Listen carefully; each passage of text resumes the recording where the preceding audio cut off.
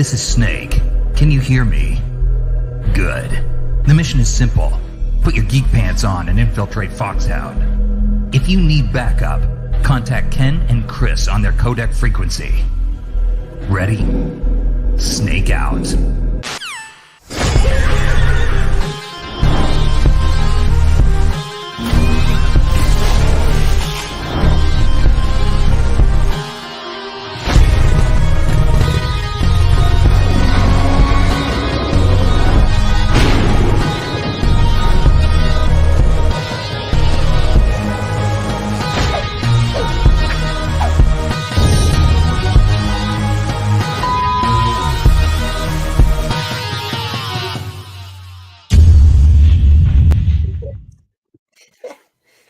Fucking funny. Oh, welcome! Welcome back, Geek Pantsers. 175. 175. Yeah, That's this was a comic book. It'd be double size with a foil cover. Woo! And worth about $10. $10, yeah. Yeah. But if you were Eric Larson, you would make sure that there was no ads. All comic book, period. Yeah.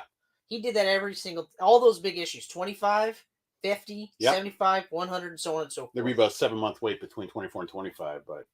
No, it's actually not too bad. He wasn't too bad. At the beginning.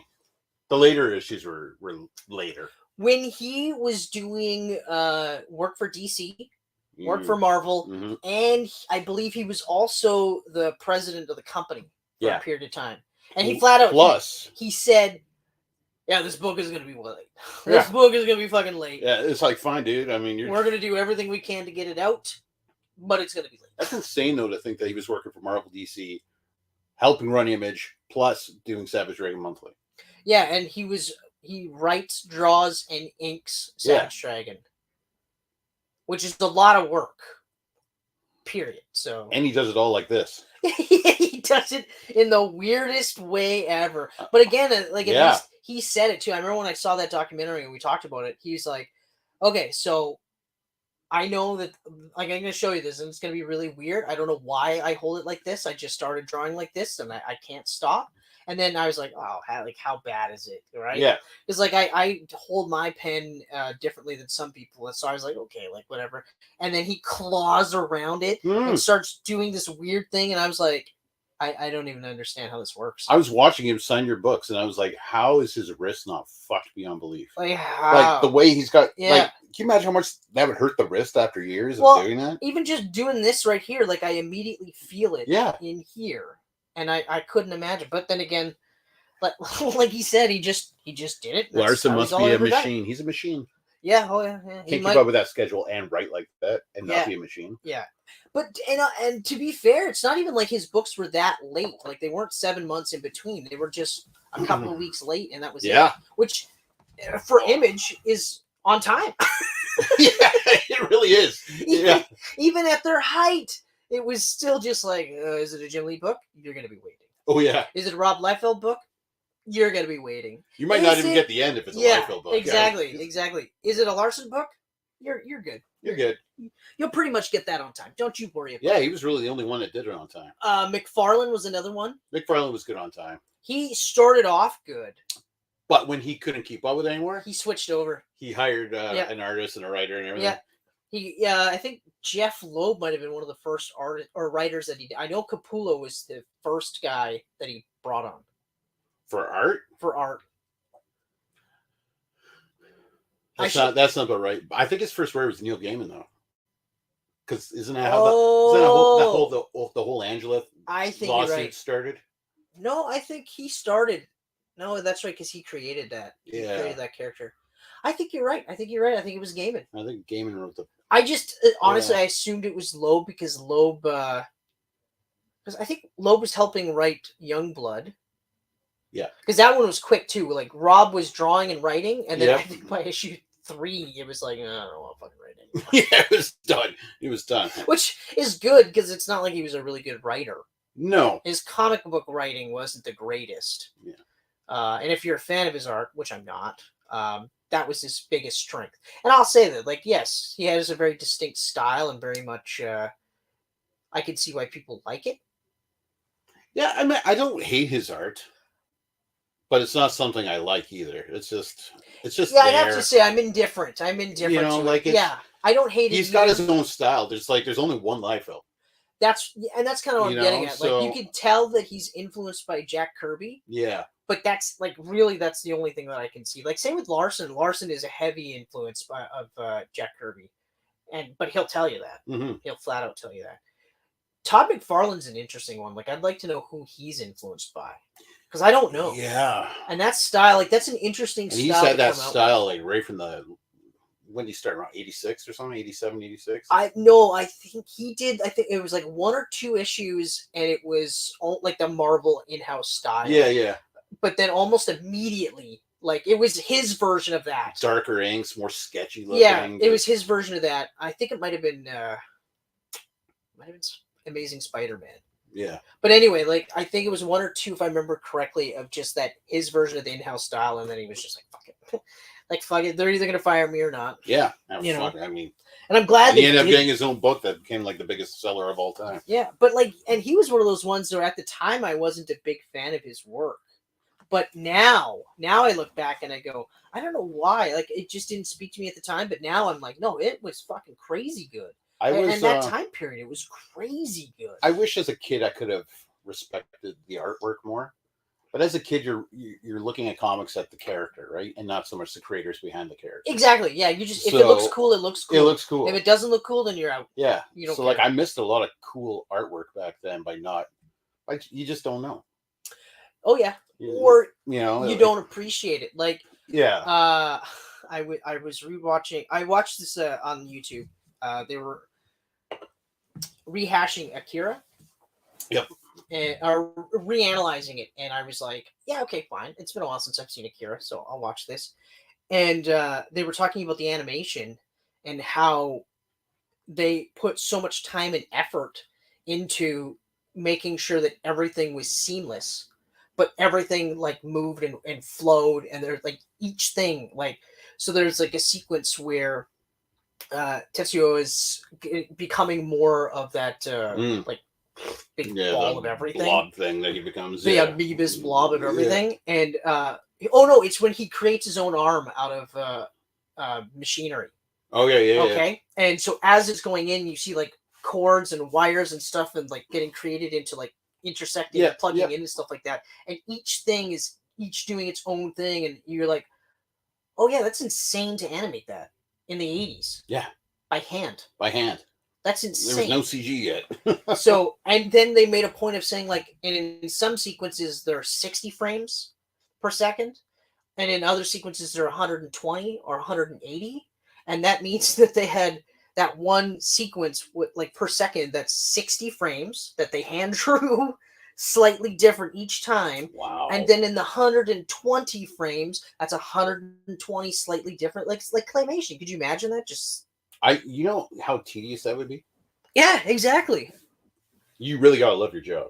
Oh yeah, it's like that scene on it. Parks and Rec where Ben Wyatt is job. Have you seen Parks and Rec? Oh yeah, the one where he's jobless and he makes that claymation thing. Oh yeah. And he's like, "No, I've spent so much time on this. This is the greatest thing you'll ever see." And it's like, "Stand in the place that you." And he's like, "No, that's not it. There's more. Like there's more than this." And then he plays it again, and then it's like, okay, well, I mean, he's like, "No, you don't understand. I spent the last 3 weeks working on this every day, and this is what I have."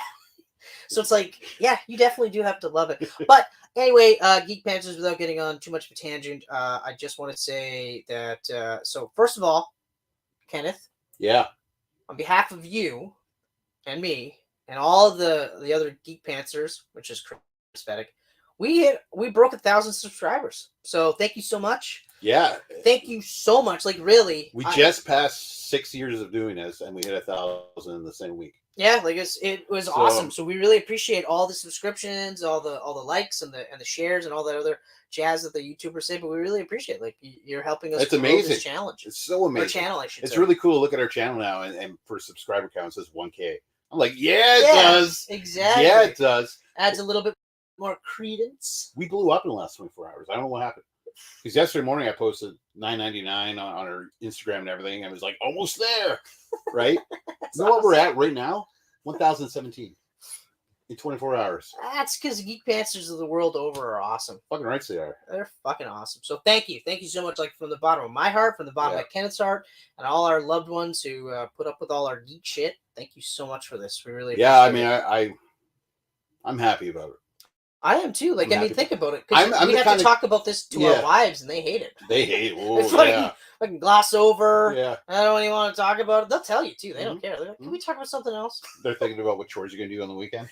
To make up for this conversation. Yeah. But meanwhile, but you can't call them chores. You can't. Have you ever done that? Call them chores? Yeah. Oh, yeah. Yeah. Well, they're not chores. I'm like, yeah, they are. What do you call them? Well, it's not like you're a child. I'm like, okay, but what do you call them? Well, like stuff you just have to do. Yeah. You have to. It's just got to get done. It's got to get done. Okay, but what would you call it? Chores? Yeah. Oh, okay, fine. Whatever. Yep. I don't know. Next time, you know what? If I'm feeling like I want to fight, I just thought of this right now. If I want to actually have a fight with my wife, I think I might create a to-do list for her, but call it Michelle's chore list. Oh. Ooh, buddy. That's where I'm like cruising. That's when I'm like, you know what? 3 weeks ago, she fucking pissed me off. Today's the day. Totally pulled a woman mover. You wait till 3 weeks after the fact and be like, hey, remember 3 weeks ago when you fucking pissed me off? There's your chore list. I'd like to see this done before I get home.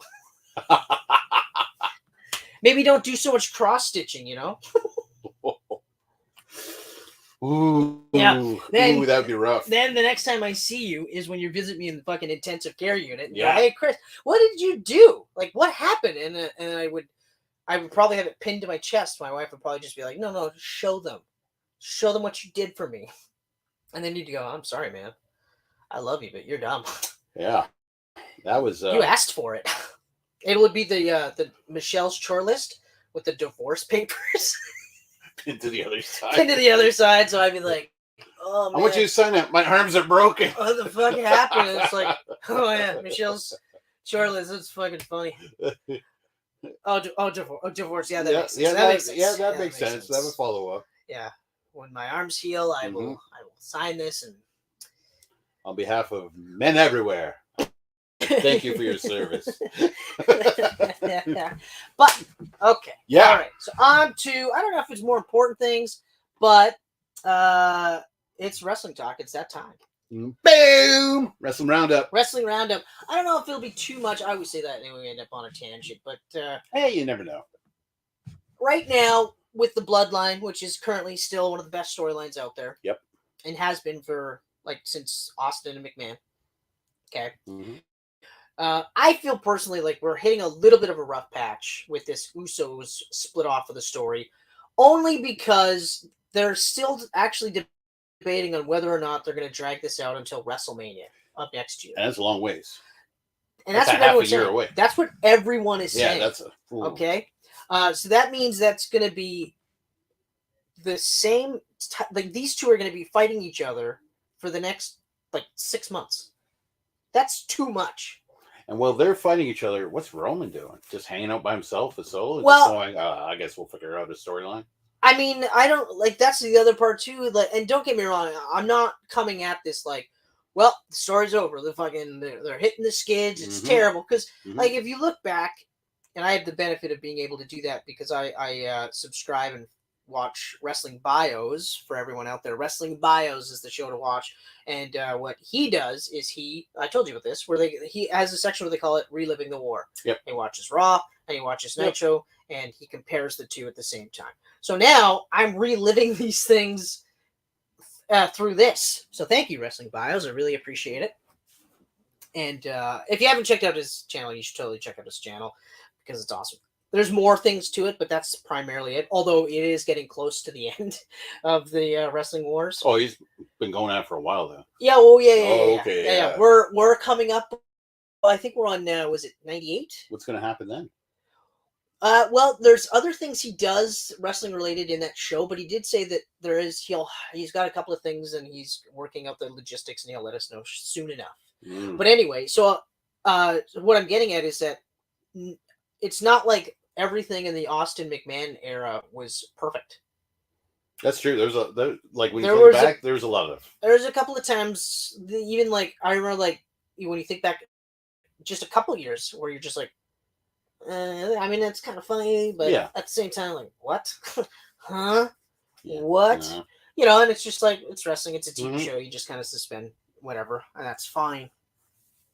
But, so I'm not thinking like the Bloodline story's over, and this is them shitting the bed or jumping the shark, as they say, right? Because I said at WrestleMania, Cody didn't win, that's it for me. Fuck it. And now I'm back in, right? Yeah. But the difference was that like Roman was getting multiple targets, right? He did his feuds with Kevin Owens. He did his feud with Drew McIntyre. He did his feud with Sami Zayn. He's Brock Lesnar too, of course, multiple times in between. You know, and of course Cody Rhodes and all this other stuff. And so, you know, what's he gonna do in the next like 6 months? Same thing he's been doing for the last like 3 years.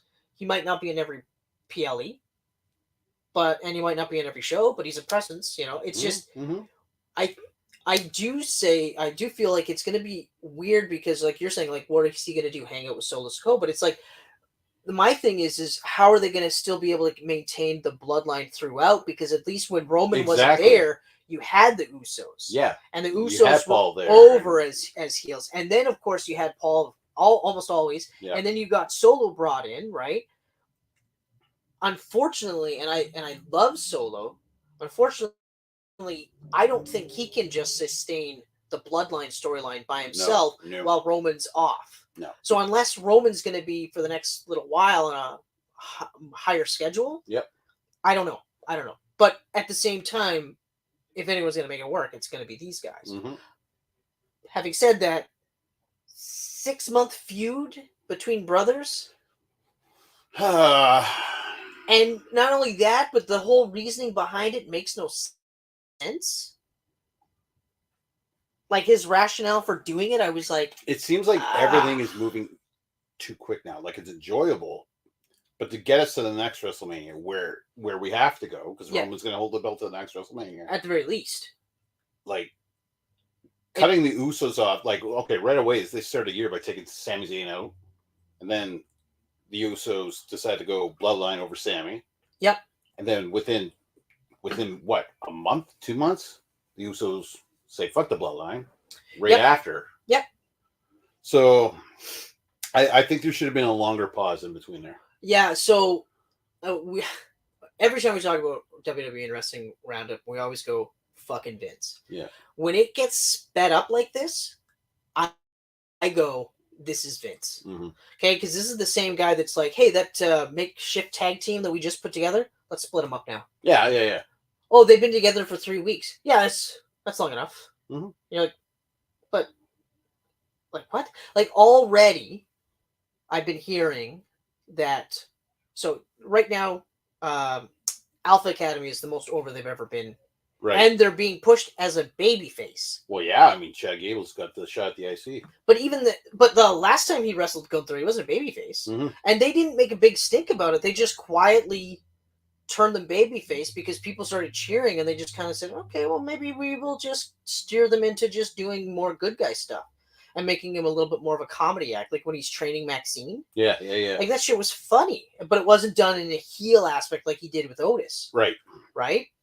And it's also great to see Otis back to his original Otis gimmick. Yeah. Steaks and wakes. Yeah. You know, like I'm like, oh man, it was great.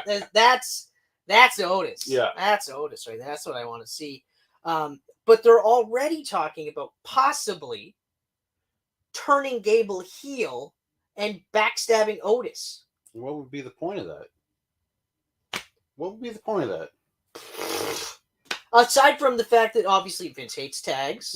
Yeah, well, there's that. But also, weirdly enough, he hates tags, but he really loves splitting them up and having them turn heel. One of them turns heel, right? Although, I think if you're going to do it, turn Otis heel. I would turn Otis heel. Turn Otis heel and have him, and Maxine help Otis turn heel. Yeah. You know, that kind of thing. Like maybe she whispers in her ear and says, hey, man, you know, he's stealing your thunder. I think that would be a smarter move. Yep. Especially because, like, realistically, who like Vince isn't gonna push either of them as a singles guy, right? So again, it's like I know you hate tags, but if it's working as a tag and you're not pushing him as a singles because Chad's a midget, he's like my height, even though he's fucking like Olympian, like Jesus, and disgustingly strong, like crazy strong. That slow motion German suplex that he does with some of them, depending on how big they are, when he rolls it through. Yeah. But just in general, that whole thing is just what. But yeah, so he's like, there's already talk of splitting them up, and they've just started becoming an over babyface tag team. So this is the perfect time. This is the perfect time. They just started. Don't even give him the belts. Do now. Don't even give him a belt. Just fucking do it now. Just do it now. But I did hear. So getting back to that. So Vince split the Usos up right away. Yep. Like, seriously, you had Jey Uso lose. Okay, you could have had it that Solo fucked him over, and didn't have to have anything to do with Jimmy. You know, and then you spend like the next month having Jay get his ass handed to him. Yeah. And Jimmy shows up. And they think Jimmy's going to help him.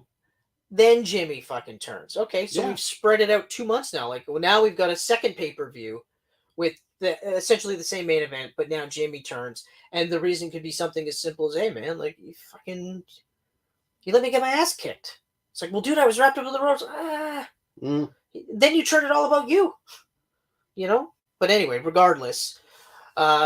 it just seems like because Vince just likes to rush things a lot. It seems, you know. Maybe it's because he knows he's not long for this earth. Yeah, he wants to see the end of the story. That's dark before he dies. That's dark. That's terrible. It's true though. But yeah, you never know. But anyway, so while I'm not saying gloom and doom for it, I'm hoping that they figure something else out. You know, they don't drag. It's ironic that they speed through this just to drag out that. And it's like, no, spread it out a little bit more. So it's.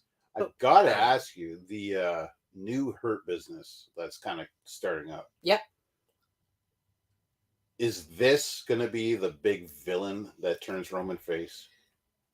Because they're saying they're going to take over SmackDown. Well, SmackDown is Roman's. So. Eventually, he's going to go, wait a minute, guys. Yeah. Yeah. I think it definitely is. Yeah. At least something they're thinking about, because I literally today caught a snippet where they're saying like, yeah, the Judgment Day, but again, Vince is already teasing a breakup of the Judgment Day. Oh yeah. Like, it's gonna happen.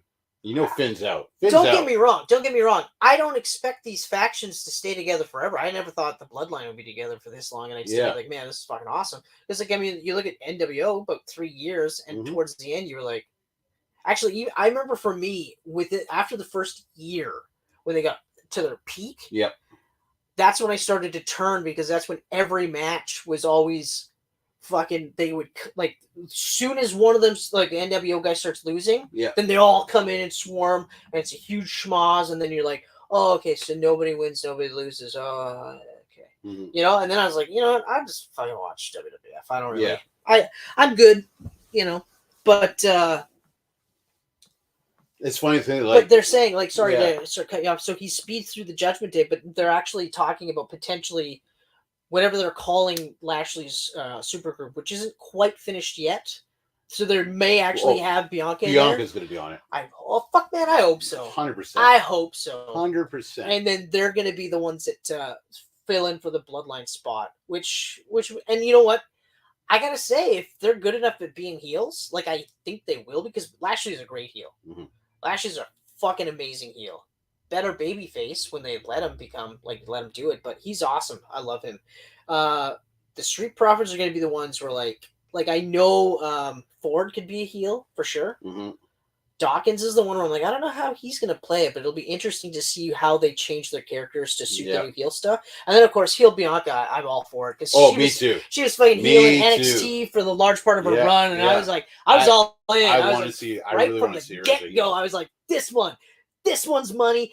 I don't care. And then I was like, she's so good as a heel. I can't wait to see her as a babyface. And then I seen it. I was like, this is fucking great. And this is how you push Montez to the top.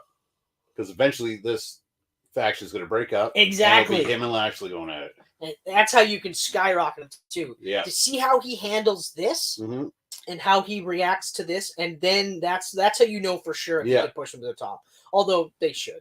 They should. He's incredible. He's got to cut down on the crush chops by like 80%. Yeah, no, I agree. But I also think he's got to lean out a little bit too. Yeah. He's losing a bit of his speed and his aerial stuff. Not that, I think main eventers are rarely aerialists in WWE, so it'll work against him if he's too much of a high flyer. Like, it's not like Rey Mysterio where if he's not high flying, people are like, who the fuck is this guy? Right. Yeah, exactly. Is this Dominic Mysterio in a mask? Same with Hardy, Jeff Hardy. Yeah, so I think someone's got to say to Vince, like, slow this shit down. Slow it down. Shut the fuck up. Don't burn through these things so quickly. I don't know. Maybe just tweak his meds so that he levels out a bit quicker. Yeah.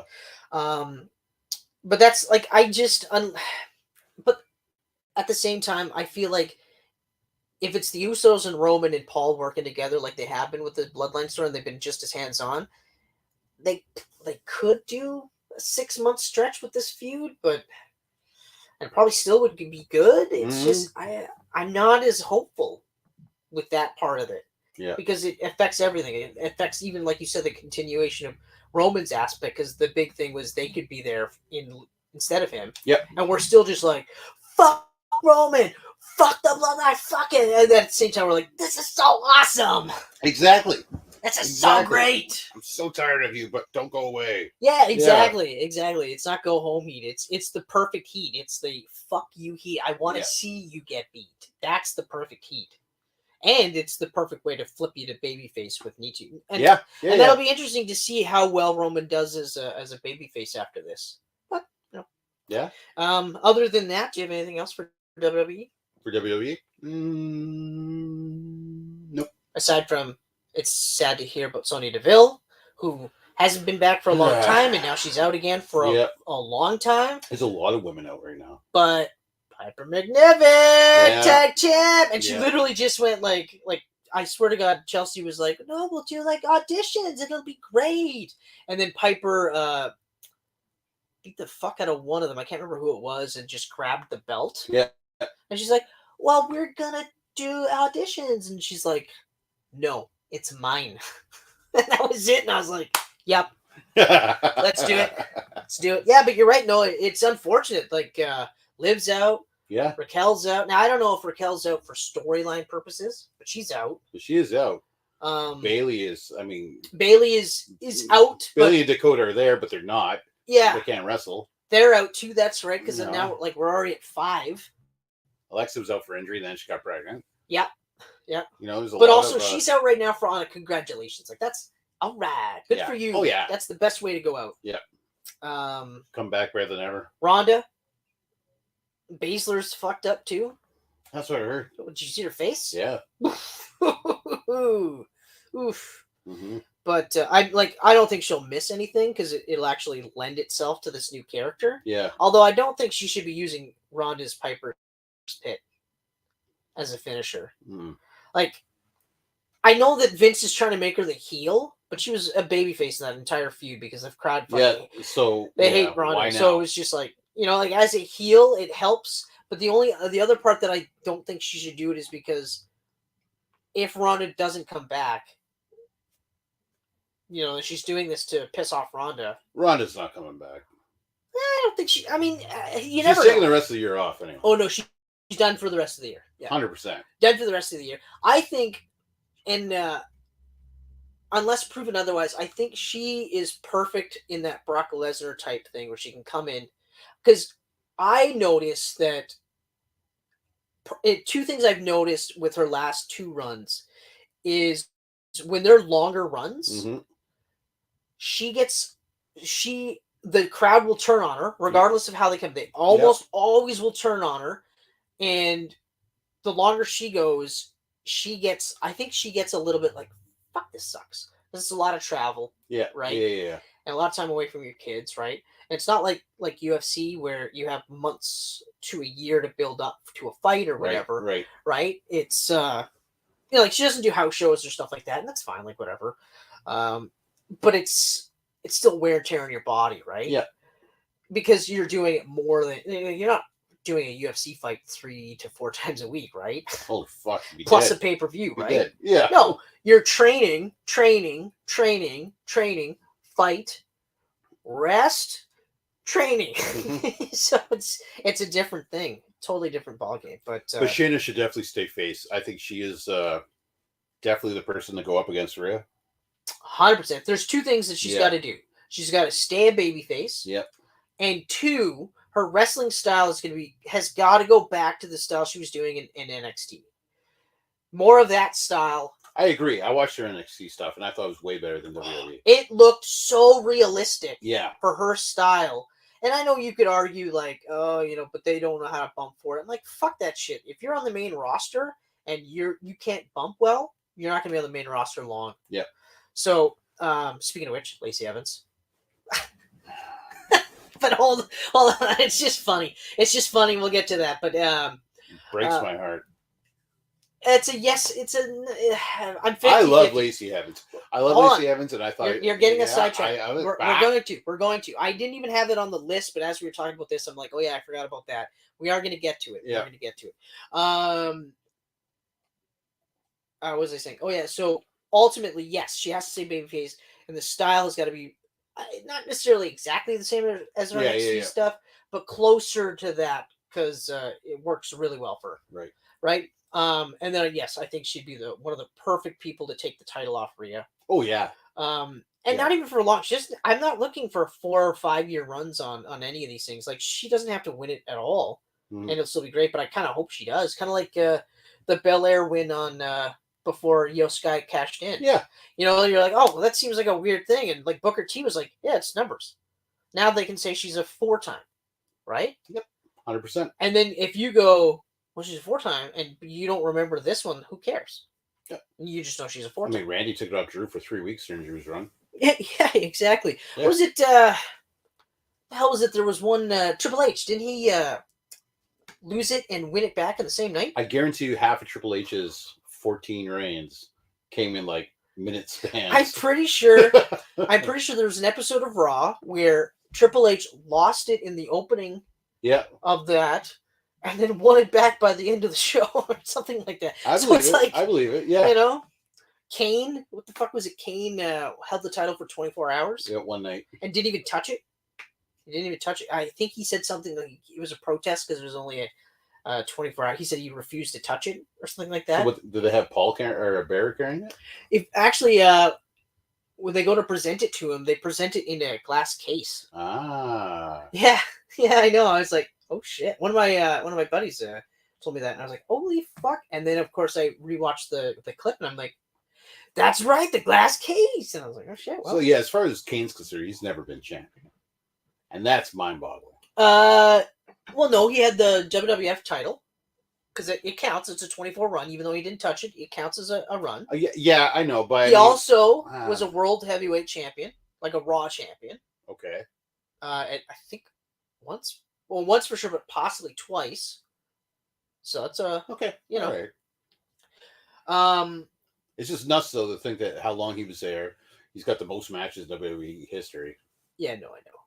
Well, I think it's the same old story where once you get to a certain age, then they have to decide, okay, do we go all in for the next year or so, or do we keep him here and now he's the guy that helps the younger generation, right? Because think about when he was Isaac Yankem DDS or when he was fucking fake Diesel, right? He wasn't top of the card. No. He was here. He was at the and he needed to work with guys that would help make him look good. You know, Isaac Yankem GDS is a fucking terrible character, but that match with Bret Hart, pretty fucking good. And that's a very young Glenn Jacobs. Is it really? I should watch that again. You didn't know that was Glenn Jacobs? No, I knew it was. Oh, I was gonna say, yeah. No, by the match. You said it's a really good match. It's a better match than you think it is. Like it was a good match, but like you go, oh, it's Bret Hart. Like he can't have a bad match. It's like he can. I've seen it. Everybody can. Because they're fucking like guys he's wrestling are so bad. Yeah. That was it Tom Zank, the Z-Man. I think that the guy that Vince was like so hard on because he was just jacked. He was just super jacked. Yeah, and like I seen him and I was like, of course Vince is going to want to push him. But he was so shit-tacular in the ring that even Bret Hart couldn't. The guy that could wrestle a broom. Yeah. A fucking broom. Or like Kenny Omega and wrestle a blow-up doll. Yeah. Although Cornette hated that one. Anyway, but yeah, like the match with Kane, like, or with Isaac Yankem, it's not gonna knock your socks off, but it's a lot better than you think it is. Okay. Yeah. But he had to, so it's and the other part too is, regardless of how much of a fan of Kane you were, he wasn't kicking down the merchandise. Yeah. He was a steady sell. I'm not gonna short sell him or anything like that. He sold lots, but he wasn't selling John Cena. Oh, Randy Orton. Yeah. Edge. You know what I mean? Mm-hmm. So. Yeah. But it's great to have a guy like that you can plug in at any point in time. Mm-hmm. He had that one 24-hour title reign, and it wasn't until I think like 10 years later that he got the other one. Plus, didn't he have the ECW title as well? I think he was an anchor for that show for a little bit too. Big Show did. Big Show did for sure. Kane did too? But not on the ECW show per se, but like, when they did that. Oh, yeah, when they did. Yeah. Yeah. Yeah. Not in specific. Well, he probably did then. I think he did. Yeah. Just piss everyone off. All right, so Lacey Evans. Now, I follow Lacey Evans on Instagram. I like Lacey Evans. I'm thinking it looks like she's making a coffee shop or something. I liked Lacey Evans the second I saw her in NXT, and her gimmick was it was like 1950s style military gear, and she was playing like she was a veteran, but she was a babyface. She saluted, you know what I mean? And it was like the perfect amount of babyface sex appeal. Yeah. Right? And plus I just loved that 50s military style. I just thought it was like, it's awesome, right? And I saw her and immediately I was like, oh fuck. Yep. Okay. She wasn't as good as some of the people that she was wrestling with, but she was getting better all the time. You know, like for a while there, I was really hard on Carmella because, like in NXT, because she was really bad, and it didn't seem like she was getting any better. Yeah. And then they called her up, and I was like, "That's a fucking huge mistake. Huge mistake." God damn it. But then I also wouldn't have called up Alexa Bliss because they were called up at the same time, and I wouldn't have called up Alexa Bliss either. Yeah. But take a while, but Carmella eventually started to get much better. Before I was just like, oh, so I'm pretty hard.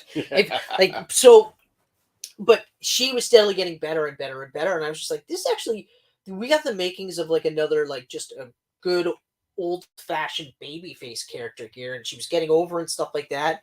Then she got brought to the main roster as a Southern heel, and I was like, okay, yep, all right. I mean, and she did a great job of it. Yep. You know, I can't knock her for that at all. I really wouldn't have done. I would have preferred they do the babyface thing. But the worst part about the whole thing was when they brought her back with that fucking real gimmick. Yeah. Like, it's just terrible because they make her do these promos, these heartfelt promos, and like first time I saw it, I was like, oh shit, this is crazy, this is different. And then they make you think she's just going to be like a baby face, like, I'm just going to do what's right. You know, I don't want to do anything that, you know, we're all the same, blah, blah, blah. We're just different. You're not better than me, but I'm, you know, whatever. And then they bring her on TV and make her a heel. Instantly make her a heel. And it's and just all those promos were great. Like, I was getting excited for that return. I was so pumped. I was like, finally, okay. And I was even thinking, like, maybe she could even do that kind of flapper gimmick. Like, oh, fuck. And then they do the Sergeant Slaughter gimmick. Yeah. And I don't care. I loved it. I immediately was like, oh, that's kind of cool. A Sergeant Slaughter gimmick. This kind of works. Because then now it could be like the best of both worlds. Because Sergeant Slaughter was also a babyface as well as a heel, right? Yep. So you could have done this sort of the same thing. And I hated her look when she came back the second time. I hated everything about her appearance. Like, well, the physical stuff regardless. Just the way they made her look, I was ugh. Whereas this, I was like, perfect. A simple little thing, but you can tweak it here and there. And then they fucked that one up too. Yep. So now, okay, so she's no longer with WWE. The reality is I don't think she's going to be with WWE for much longer anyway. Okay? They hit a wall with her where they have such an influx of talent. Yep. And, I mean, unfortunately, I guarantee you, unfortunately for her, they looked at it like, because Vince is fucking weird. She got pregnant during the middle of their big angle. Yeah. And they're like... And held it against her. You had to go and fucking get pregnant? Mm-hmm. And then someone probably said to Vince, it'd be really funny if we brought her back and had her do these heartfelt promos. Yep. And bring up aspects of her life, right? Yep. And then make her heel the second she's on TV. Wouldn't that be fucking fun? And Vince probably was like, yeah, that's some good shit. And so, like, I know that I heard about, she tweeted some vague QAnon stuff or QAnon adjacent shit or whatever. Yeah. And they're saying that's why she got fired, which probably it was why she got fired. And it's just like, I mean, don't get me wrong. I don't agree with what she said. But at the same time, it's not like, I looked at it more like she had came across something and was suddenly like, oh my God, this is a real thing, right? Mm-hmm. And was so caught up with that, whoa, this is crazy, and was like, check this shit out, right? Yeah. And it's like, just because you come across some of that stuff doesn't necessarily mean that you're immediately like racist, sexist, homophobic, and all that other bullshit that that group of people seems to be. It doesn't look good, mm-hmm. but I mean, she could have just as easily been like, hey guys, had a couple of cocktails, went down a weird rabbit hole or whatever, right? Yeah. And, like they could have minimized it. I think they were looking for an excuse to let her go. I really do. Because I don't think she would have been here much longer. Yeah. Yeah, I saw it coming too. I mean, they haven't known what to do with her for years now. They have not known what to do with her since she's been on the main roster. Yeah. Once Vince got his fucking hands on this hot blonde, mm-hmm. he was just like, I don't know what to do, but put her in something skimpy. Yeah. And of course she's like, well, yeah, you got me on the main roster. Put me back on TV. She's going to be my woman. And then, or even just the fact that they were going to do a storyline to feud with Charlotte. And they were still booing Charlotte. And they tried to make this feud between these two people about Ric Flair. Yeah. A feud between two people had to be about someone else. And of course, it's two women. It had to be about a man ultimately. Mm-hmm. And about how he knocked her up. And then it could not just be that these two. Awful. It couldn't be that she just wanted to fight Charlotte because Charlotte's the fucking top of the mountain. Yeah. And then she could prove how fucking great she is and how terrible Charlotte is by beating her. Just by virtue of beating her. And of course, cheats to win. Naturally. And now you got a fucking little feud that ultimately Charlotte wins. But if you're lucky, Lacey gets better because she worked with one of the greats. And then you can say, well, hold on. Look how much better she is now. Mm-hmm. But no. They didn't know what they were doing, and I guarantee you, I have nothing to back this up with, but I guarantee you they were holding some personal shit against her, and then this happened at the worst possible time. Yeah. And she's just like, and they're just like, there it is. Yes, we don't have to look like assholes. Fuck this bitch, she's out. Oh man. And okay, is expressing something, and like I said, like I'm not immediately jumping to, well, she's a QAnon crazy person, because we've all been caught up in the moment, and all of a sudden it's just like, wait, oh shit, no, no, fuck. But anyway, so yeah, that's how I feel about it. What about you? I'm not happy, but I don't know. Because I droned, so sorry about that. Yeah. I'm not. Well, it's not bad either though, because they were just fucking around forever. And if she's happier now, then. And she's making a sweet looking coffee shop, so good for her. Yeah, and you know what? And to be brutally honest, she could trade in on her name if she really wants to continue as a wrestler. Yep. She could literally go on the indies. Yep. You know, I mean, I think some of these companies. Well, she changed her name to what on here? Macy something. Yeah, I think it's closer to her real name. Is that her real name? I think it might be, or it might be like close. But I honestly think she'd be one of those ones that like Impact. Yeah. Or Ring of Honor should just pick up, and or like even she doesn't like because the way of the nature of those companies, she could just fucking show up. Macy Estrella. Yeah, that's right. Limitless that's right. Macy. I like it. I think if she really wants to do it, like aside from the coffee shop and the OnlyFans, which is one of the fucking lame jokes that I heard, and it's just like, look. Really? Is that another thing? Was it OnlyFans? I can't remember. I don't know if that's legit, if she has an OnlyFans, or if it's just like, ha ha ha, oh, she's probably got an OnlyFans, because God forbid you have an OnlyFans.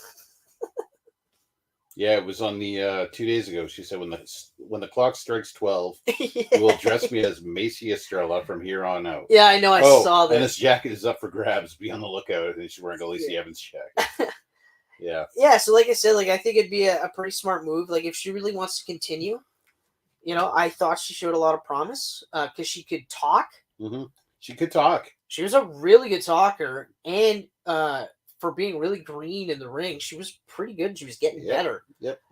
And like even though I was just shitting on the nature of the gimmick, they were still putting her in a program with Ric Flair and Charlotte Flair. So like even though the program itself, from a story standpoint, was god awful. Yeah, they should have picked a better way of doing it, or come up with a better story. Yeah, but at least she would have been able to sit under that Flair learning tree, Yep.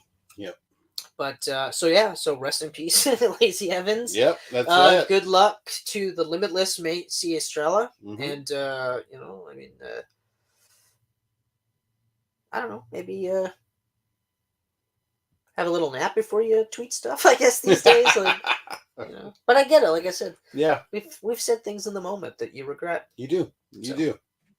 Shouldn't just It's pounce. so easy just to pop on a social app and just be like, blah, blah, blah, yeah. And then look at it a day later and go, what the fuck? Oh, fuck. Yeah. Right? And now we're like at that point, we just pounce. We pounce on a different idea. Yeah.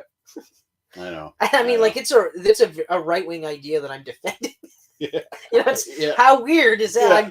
I'm really, what I'm defending is her right to be able to do that, and also to be able to make a mistake. Like, we shouldn't be so quick to go, well, she's a right-wing lunatic, but this bitch, Anyway, all right, so ramble on a little bit long because I shouldn't have done it, but CM Punk, I don't know. Do you feel like he is just this weirdly egotistical, but also like low confidence individual? What a way to frame it. Well, he definitely has an ego, but his success can back up some of that ego. Well, no, okay. What I'm getting at though is he can't seem to, like, he can in character, or Phil Brooks say whatever he wants on Twitter about anybody, but if anyone says anything back to him, it's immediately like that's the impression I get. That's what I mean. I don't mean, and I know people like that. I don't mean that.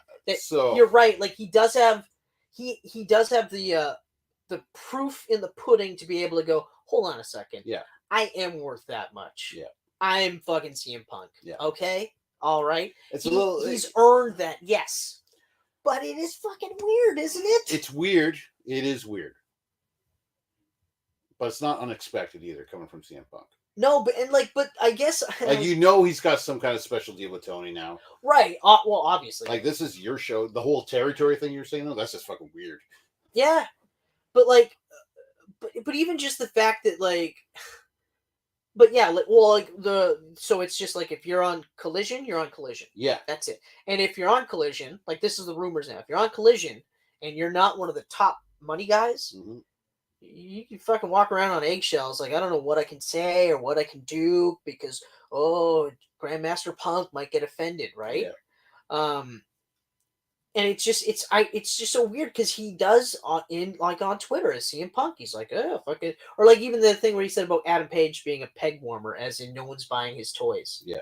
Right. I kind of laughed at that though. I thought it was kind of funny too, and I was He's just the hangman because no one takes his toys. I was like, oh. It came out of nowhere. It's funny, but it came out of nowhere. But it's also the timing, right? Because Yeah. it's also just like, dude, like just fucking lay off him, man. Like, shut your mouth about Hangman Page, even though it's a fucking joke. Like, it's kind of funny. The guy that laughs at things in me is like, and then he follows it up with peg warmer. You're like, Jesus, fuck, man, like, holy shit.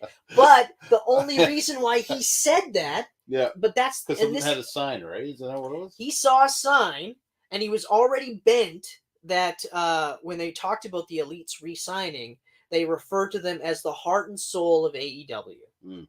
So between that and the sign, he was like, fucking Hangman Page, I hate you. And it's like, what is happening? This is fake, right? And then you're taking this fake story and making it real? Like, I honestly think the only way this makes sense to me personally is that it's all a work.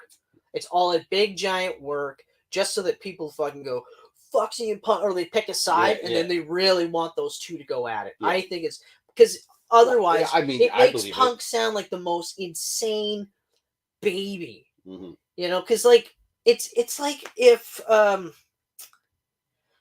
what's like Matt Riddle was saying that he made some tweets about kicking the shit out of Roman Reigns.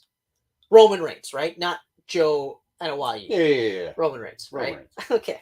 The Tribal Chief. Yeah. His character that he plays on fake TV. Okay. So, and apparently, like, he did the tweet, and then one of the higher ups had said, "Hey, man, don't do that again."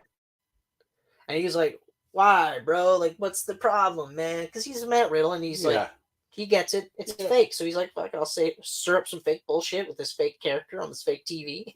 Then I get paid real money to play. You know, don't get me wrong. The money's real, and that's all that matters. Yep. You know, and maybe I'll get a good feud out of this, right? But apparently someone said, hey, don't do that because, you know, blah, blah, blah. And it's like, you realize if this was real and Matt Riddle fought Joe Anoa'i, Matt Riddle would kick the fuck out of Joe Anoa'i. I mean, just saying, right? If this was real, right? You know, it's like if this was real, like Brock Lesnar and Matt Riddle would be one of the two top guys because they've actually were legit fighters. Yep. Chad Gable is another one because he's a wrestler, and they'll tell you even in UFC is like all he has to do is learn a couple strikes, and then that's it. Try taking that fucker down, right? So it's like, but could you imagine that? You're like, wait, what? It was a fake tweet. Like, I'm just fucking around with my fake shit. This is all fake. I'm playing Matt Riddle, you know? Fictional Matt Riddle right now. like what? Do you think like Chris Hemsworth, when he played Thor, got mad at Tom Hiddleston, who plays Loki in any of the Thor movies? Yeah. About any time that Loki, the characters, fucked him over? No, he's like, hey man, that scene was great. That was the best scene ever. We had so much fun. You want to get drunk tonight? Because we're both, you know, Australian and you're British and we drink. Like, what the fuck is wrong? That's what I'm saying. Like, this is why it has to be a work, because otherwise, he's a big fucking baby. But he is a big baby. I know. We know he's a big baby. I know he's a big baby. Like, he's been a big baby for a decade now. He's been such a big baby. You know, so. Such a big baby. Like, some of the shit he is, like, just fucking let it go, man. Yeah. Like, I hate to say this, because I do like CM Punk, and you know, I love up until 5 years ago, I would say I thought Punk was amazing, like one of the best.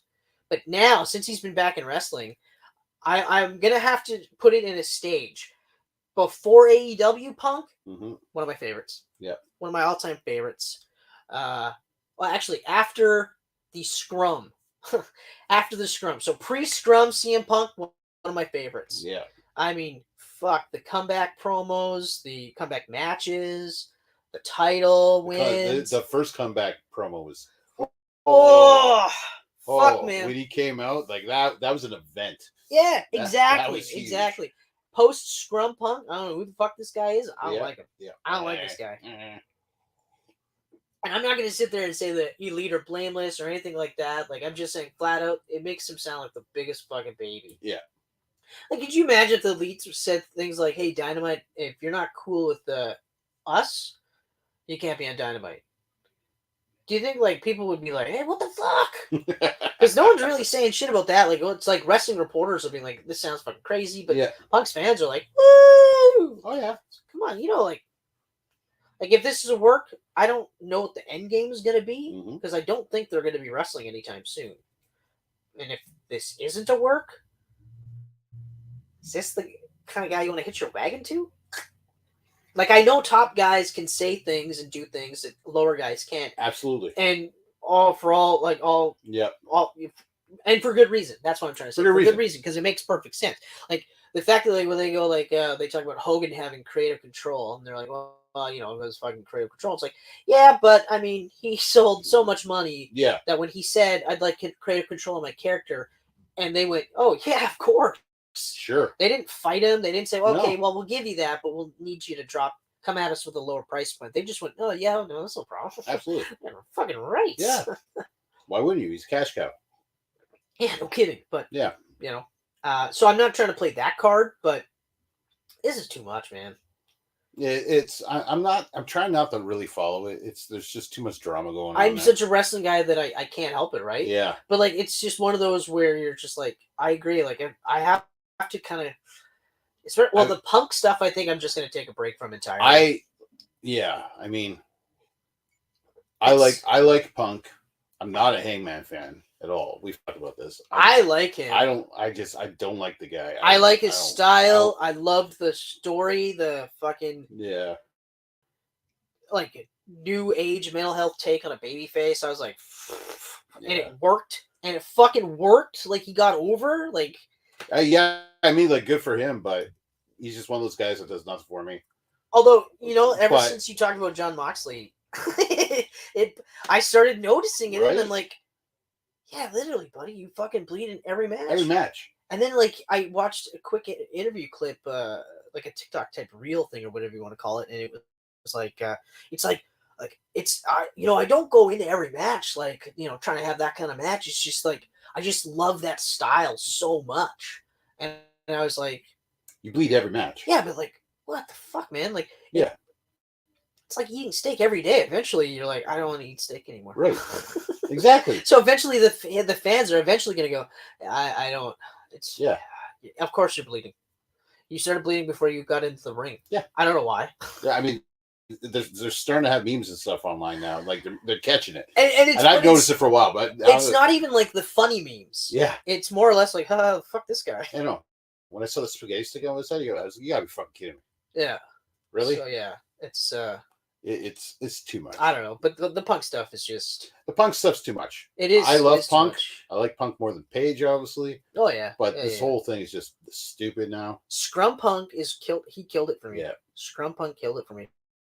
And I wouldn't be surprised if Scrum Punk was trying to look at that like another pipe bomb moment. I think that might have been a pipe bomb backfire. Yeah. And then now this is the fallout, right? Yep, for sure. But I don't know, whatever. So as it stands right now, yes. Well, on the topic of AEW, yeah. Congrats for All In getting 80,000 at the Wembley Stadium. That's insane. But also, not surprising. That's crazy. It's not surprising. Not surprising. UK doesn't. I mean, they're not like America, right? They appreciate when things go over there.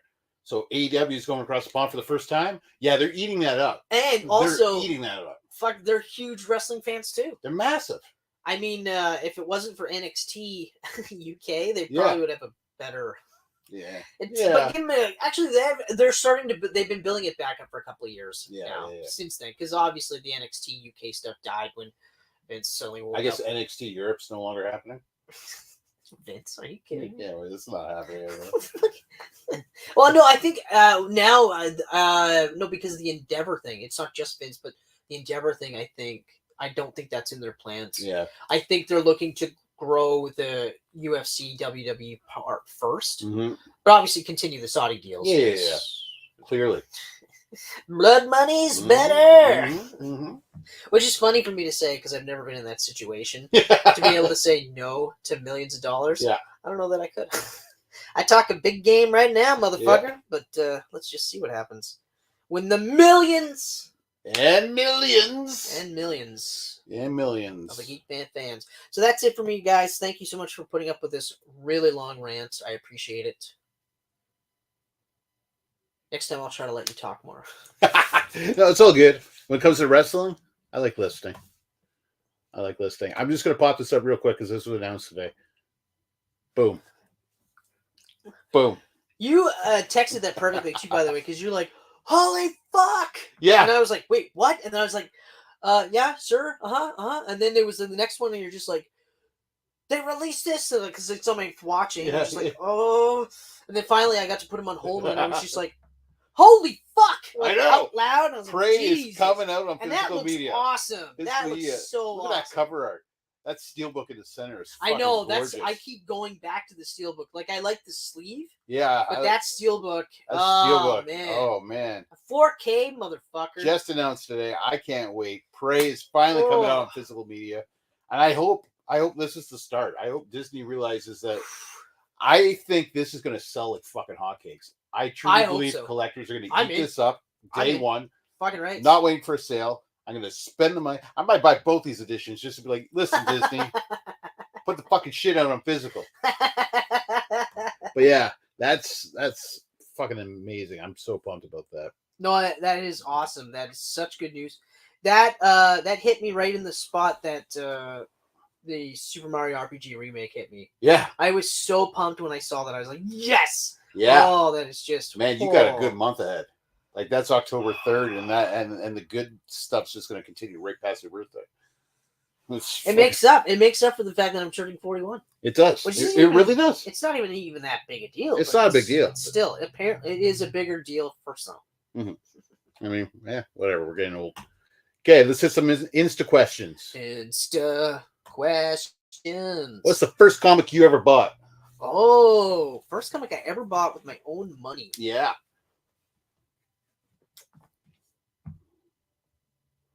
Huh.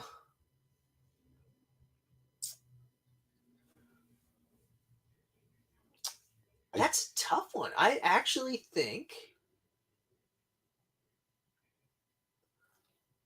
the earliest one that I remember buying my own money was Wolverine 44. It was Spider-Man 18.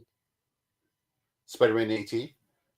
Was that the X-Force issue? No, Spider-Man 18 was part 1 of the Revenge of the Sinister Six. Yeah. And the Hulk was in that, right? Yeah. Yeah. And it was Eric Larson writing it and drawing it because he was the artist on that book right after McFarlane. And it was his last run before he was then going to Image, right?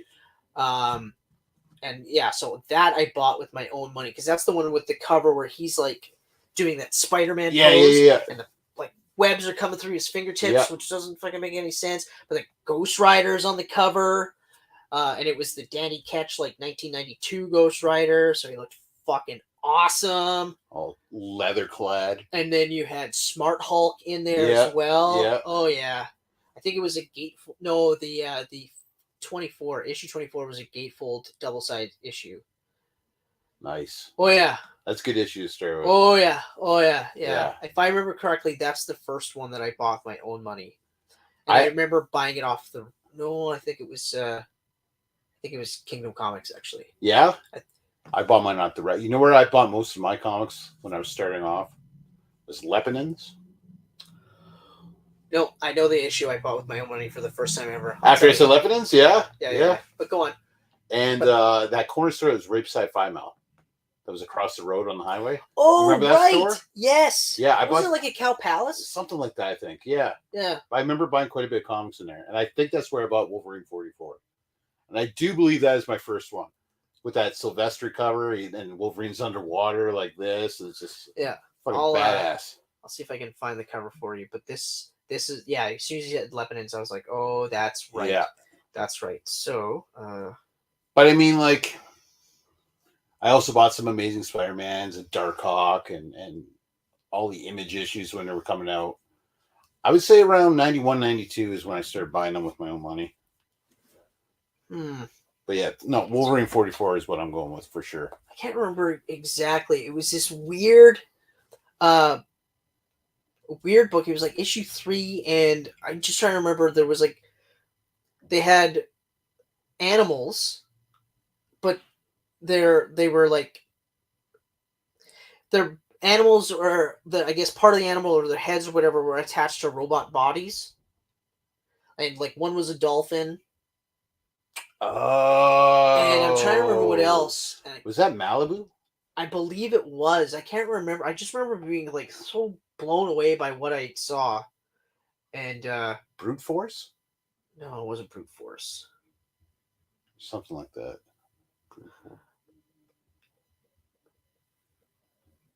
Oh yeah. I know. I remember what you're talking about. The animal heads and the robot bodies.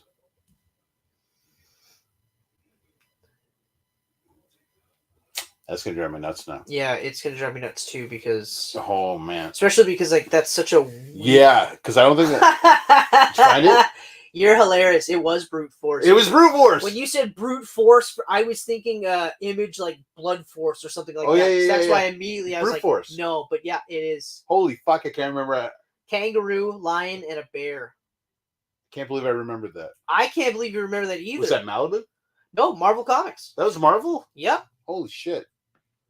Yeah. Yeah, holy shit is right. And it was, that was the one, that was the issue that I got. Haha, number 1, look at that. And the reason why I remember that, because like we went camping for the first time. Yeah. And we stopped at a gas station, and it was like our last chance to get something, right? And I had like allowance, so it was like I was going to get a comic book. Actually, no, I wasn't even planning on a comic book. I was just thinking I would just grab some snacks or whatever. And then I saw that comic book, and that was it. I was just like, yes. Yeah. Yes, I'm grabbing this. Dolphin on a robot body? They're all in robot bodies? Like, it's fucking weird. And it's funny because, like, some of them are, like, more man-like. Yeah. But then, like, the kangaroo is essentially a robot kangaroo. Like, it's got the kangaroo body and legs and everything. And you're just like, what? But, okay. Yeah. I couldn't tell you what the book's about now. I couldn't tell you. Oh, yeah. But, yeah. But now I want to revisit it. I'm going to read that. So do I. I'm going to read that. It's probably going to be really bad. I hope it's not bad. What's your favorite treat to eat? Ooh. Well, I guess the question is define treat. Not your wife. No, my wife is a snack, yo. Yo! I'm an ice cream whore. Yep, I'm an ice cream whore. Or my mom's Black Forest cake. Okay, sorry. If that's what we're thinking, honestly, that's what I'm thinking. It's if we're thinking that as a treat, then it's gonna be, weirdly enough, the sprinkled donuts that you buy at Superstore. Yeah, you're really hooked on those. I told you. Yeah. That's all I talk about now, right? Yeah. No, they're. Yeah. I am a donut guy in general, but like, at the same time, take it or leave it, right? Yeah. Those ones, I just fucking eat them every day. Like before bed snack, just lie down on the couch. Yep. Finish it, and then if I fall asleep, I fall asleep. Sprinkles all over you. But that would be my treat. Yeah. Yeah. I'm not much of an ice cream guy. What treat were you thinking? Honestly, I was trying to figure it out because ice cream, like in terms of a treat, then it's anything cookies and cream. Oh, like anything, anything Oreo style. I'm fucking just. Yeah. And I'm not even a big ice cream guy, but that's for sure on the list. Oh yeah, for sure. But then I was also like lasagna is a nice treat, like a treat meal, right? Yeah. Like, okay. Everyone's like, fucking lasagna is a good treat, or that's what I was thinking. Big plate of pancakes. I was like, dude, like yeah.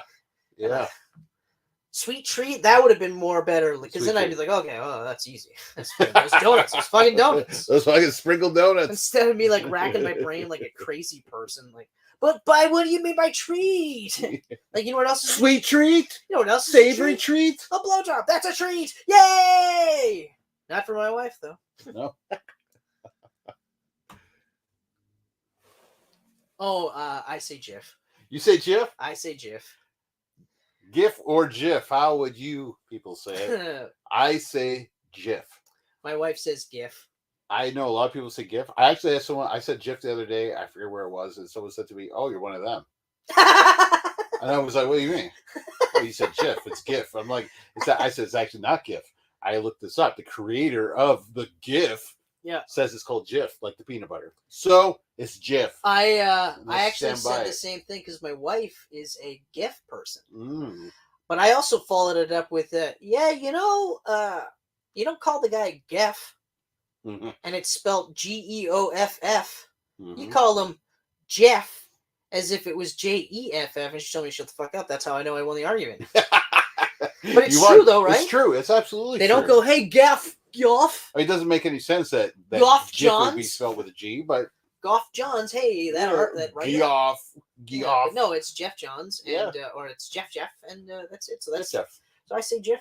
All right. Good question. That's a good question. It's a good question. All right, and that is the Instaquestions. This concludes your Instaquestions. Oh, now, Chris, we watched a pretty cool movie last night. I don't know. Pretty cool is how you want to sell it. You wouldn't call it pretty cool? I'm like, that was mind-boggling, fucking amazing. Pretty fucking cool is what I was leaning towards. That was really. It needs a couple of it needs 16 adjectives, like a Japanese style of. It's crazy, fucking awesome, super fragilistic. But full on Mary Poppins it. Well, you know what I said this to you last night when we watched, last night when we watched it. I said, this is better than I thought it was going to be, and you were like, what? Like, what the fuck? You know, because when you say that, it almost implies that it was garbage. Like a negative. Yeah. And I was like, no, I mean, like, I already knew I was going to like this. Yeah. You know, because the trailer, and even though I griped that they showed a bit too much of him, in retrospect, I'm like, no, they did it perfectly. Yeah. Right? But anyway, I knew I was going to like it. I did not know that I was going to like it this much, especially with a lot of the fucking cool shit they did in this movie. Oh, it's amazing. Oh, of course, we're talking about the last voyage of the Demeter. And that captain had the greatest voice. Oh, I love that guy. He was on Game of Thrones. I knew he was on Game of Thrones. Yeah. I was like, he looked familiar. And I didn't watch a lot of Game of Thrones, but he looked like, honestly, he looked and sounded like the type that would be on that kind of show. Be on Game so of I was like, I bet she was on. Yeah. So, we'll get to this in all due time. Also, giant spoilers, just so you know. Oh, yeah. Yeah, this just came out last week, so make sure you watch this. Even though when we explain the premise for those that aren't familiar, it's pretty much spoiled. Or stick around and you'll want to watch it even more when we're done talking about it. Oh, yeah, fucking right. So it's directed by Andre Orverdal, which, were you telling me something about this guy? Ooh, he's one of my favorite indie directors. He has done Troll Hunter. Check out our review, our Camcast review on that.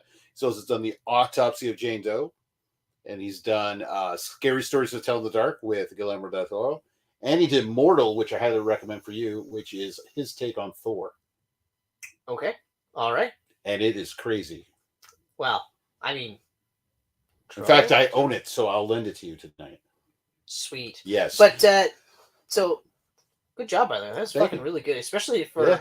Like, no warning. Yeah, boom. We did not talk about that. No, you told me something about Andre Overdal after we watched the movie. What was it about Guillermo del Toro? Yeah. He was originally signed on to this. Got too busy with Nightmare Alley and Pinocchio. Son of a bitch. So he had to drop out, and he said, I got the guy for you. And it was Andre Overdal, who directed Scary Stories to Tell in the Dark, which del Toro produced. And they worked together on that whole movie. So, he recommended Andre. Andre got signed on.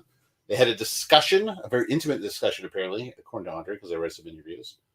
And he got picked Guillermo's brain and came up with this amazing fucking movie. Fuck, man. And like Guillermo del Toro, even though he's not involved with this, you can see his touches all over it. Oh, yeah. Yeah. Yeah. Like, I was definitely like, he's like, in terms of especially the character design. Yeah. I was like, he's definitely influenced. Oh, absolutely. For sure. This is 100% a Gothic sea adventure. But, like, as soon as I saw the name, I'm like, why is the name familiar? And then we said Troll Hunter. I was like, oh. And that also explains a lot, too. Yeah. That explains a lot about how they did the movie. Mm-hmm. And, again, why I was like, I liked it so much more than I thought I was going to. Yeah. So, anyway, to continue, screenplay by, and these names, good luck. Bragi Schutt Jr. and Zach Olkowicz. The story by, it might even Braji. It might be Braji. I don't know. Braji Shit Jr. I don't know. Shit Jr. So the screenplay and the story was by him, so I thought that was really cool. Based on The Captain's Log from Dracula by Bram Stoker. And we were talking about that. Yeah. And essentially the plot of this movie is, I keep saying like 3 lines, but I think it might be like a full chapter. But essentially it's a short story in the middle of Dracula that details the Captain's Log of the Demeter. And the Demeter is the boat that took Dracula from Transylvania to London. Yeah. And it mentions how, like, they talk about how the boat showed up to port empty, like, and it was horrifying. Like, nobody on the crew survived, and it was all these open boxes and stuff like that. So going into this that nobody lives. Yeah, that's the assumption. Or maybe I like how we just both spoiled it. No, we didn't. Or did we? But yeah. So you and I both were like, oh fuck. So basically we're just like, we're gonna watch this movie. Yeah. And I looked at it like, for me personally, and maybe it might be the same for you, I looked at it like, I'll know this is a good movie when they make me forget that nobody lives. If they make me root for these characters, yep. That's when I'm like, yes, okay, you got me. Yeah. You did a good job. Yeah. Does that sound about right? Yep. 100%. 100%. Like, you know the ending going into this. Yeah. And usually we know the ending going into something. You're like, I know how it's going to end. Like Titanic. Well, we know what happens. Yeah. You know? But then again, I granted I've never watched that movie all the way through, and I have no desire to. Not for those reasons, just because. I don't know. Just never really. The second cassette tape's where it's at. You get the boobies and the sinking. Okay, fair enough. But then again, I could get boobies on my phone right now. So you could. Yeah. They won't be Kate Winslet. They would be. Oh. I could find that clip. I'm not going to, just because. Yeah, well, you know. But copyright strikes and all that. Yeah, that's why. That's why that's why. I don't mean like physically show it on the camera. I don't mean like that. No. I'm just gonna awkwardly stare at it while I'm on the camera. yeah, exactly. I love my wife, but wow. Anyway, so the premise, you think like it's pretty, but I thought that was actually crazy when we were talking about how fucking nuts that nobody thought to make a movie like this before. It's crazy. This story's been around since the 1800s. But it's crazy that someone thought, why don't we do this story? Yeah. Because then you could fucking do Dracula at his most feral, which, by the way, the designs are awesome. We'll talk about that. And it basically nobody, like, it could be just this gross killer, slasher type movie where they pick them off at the end. Yep. And then, and then the best part is you can make it seem like they're going to kill him and get away with it, but they don't, because it's a middle sequence in the book. Mm-hmm. And then you're like, then someone finally did. And you're like, it took this long? Right? But fuck. And now that I've seen it and I know how it is, it's like, this opens up a world of what else can we do? It was worth the wait. We talk about, like, the books for Frankenstein and everything. Like, is there a chapter in there that you could pick apart? Exactly. I want to, yeah. What was Dr. Frankenstein like in fucking college or university? This is the guy that's talking about reanimating people. He's not going to be he's not a normal dude. He's not picking up chicks. Or if he is, it's not for what you think. What beautiful limbs you have. What? Wait, what? Oh, that's a really nice thing to say, weirdo. Yeah, I don't know. Oh, look at Dr. Frankenstein. You freak. Anyway. Yeah, let's do some coke. Yeah. But like, or even it was the gypsy. I threw out the gypsy idea. Yes, for the Wolfman. How did she get to a point where she's like, I can turn people into fucking werewolves when they piss me off? Like, that's an interesting power to have. Yeah. How did you get that? Yeah, and also, who hurt you that you felt you had to do that? Like, obviously, why werewolves? Yeah, why werewolves? Why not a lion? What was that thing? A donkey or something? Why something that could kill you? Right? Yeah, exactly. Yeah. Why not a donkey? So you have a half man, half You're donkey. You're a donkey man. You're not killing me because I'm going to die of laughter. I mean, that's how you'll kill me. But you walking ass. You're just upright with a suit, a poor-fitting suit. Like No way you're killing me. The donkey man. God damn. But yeah, you're right. Eh? Yeah. I never thought about that one. That's good. I like that. I don't know. But Wolfman. Yeah. Yeah. Why that? Yeah. I mean, it's badass and all, but it seems a little vicious. Oh yeah, we also did whatchamacallit, Creature from the Black Lagoon. Oh man, they could do so much with the Creature of the Black Lagoon. They haven't even remade it. Like that's just sitting there. Well, technically they did. Wasn't it called the Shape of Water? Wasn't that also directed by that Guillermo del Toro? Yeah, that was. That was. And written. Bestiality, baby. I know. I love that movie. I thought that movie was awesome. And it won Best Picture. But I agree. I was like, it's an interesting plot point, and you knew it was going to happen. Like I watched Splice. You knew it was going to happen. Splice. Holy fuck, that movie. Wow. Woo! I can't wait to do a Camcast. Wow, Splice. You know what? Let's do a twofer, a double bill sci-fi inbred bestiality movie, spliced with I'll get it out, and The Shape of Water. The bestiality cast. The sci-fi bestiality genre. Wrap it up with Beauty and the Beast, because that dude is a fucking furry animal once he falls in love. But do they actually consummate though? They don't show it.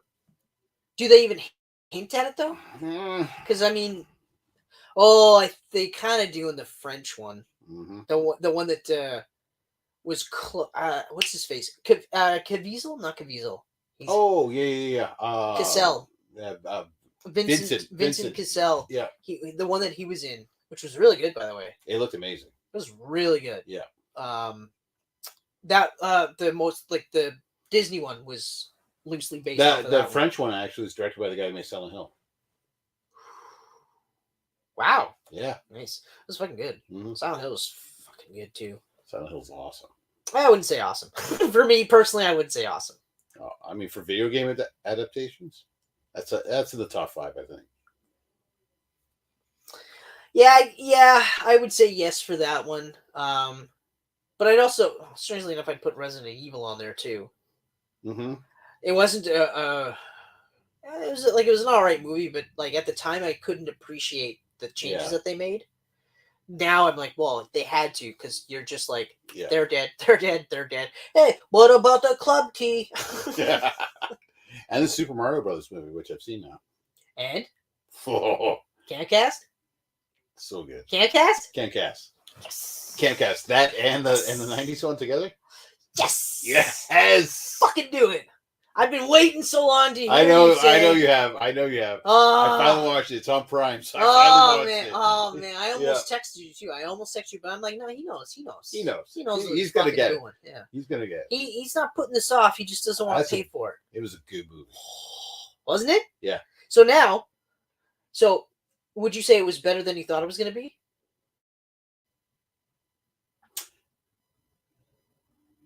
I expected it to be good. I would say yeah. It's better than I thought it was going to be. There you go. See, it's not so negative. It's like you with this movie. It's not such a negative thing. Yeah.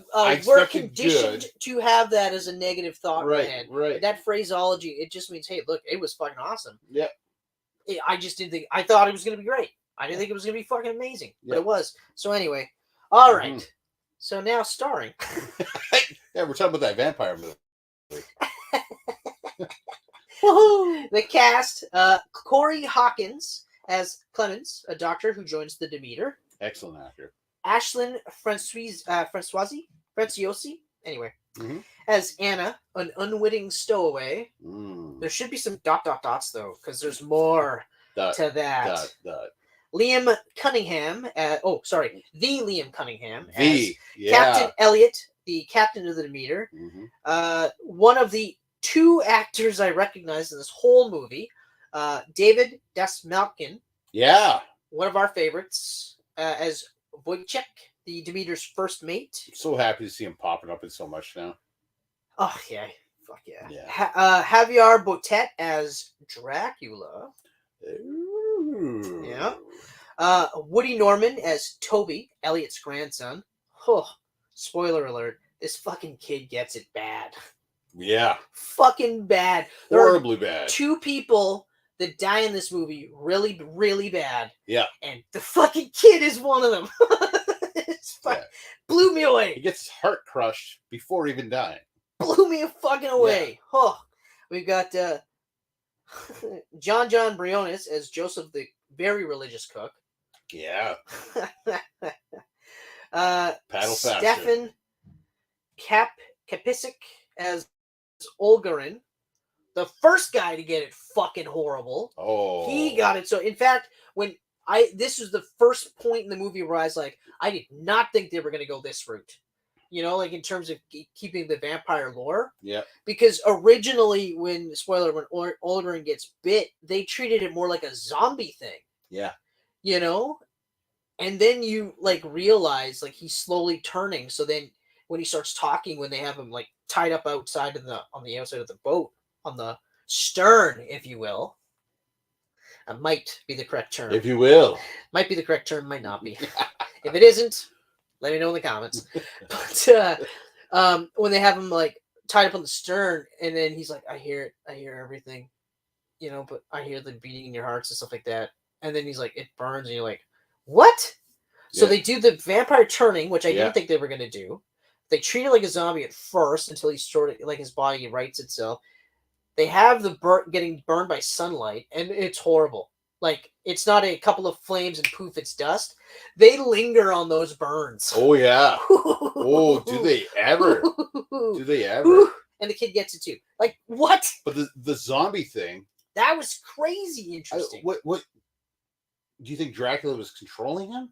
No, I thought... Because it almost felt like he was herding the kid towards the room. I honestly thought... Oh, I interpreted it like that. That's really good, by the way. Yeah. I actually really like that. That flipped me mid-sentence.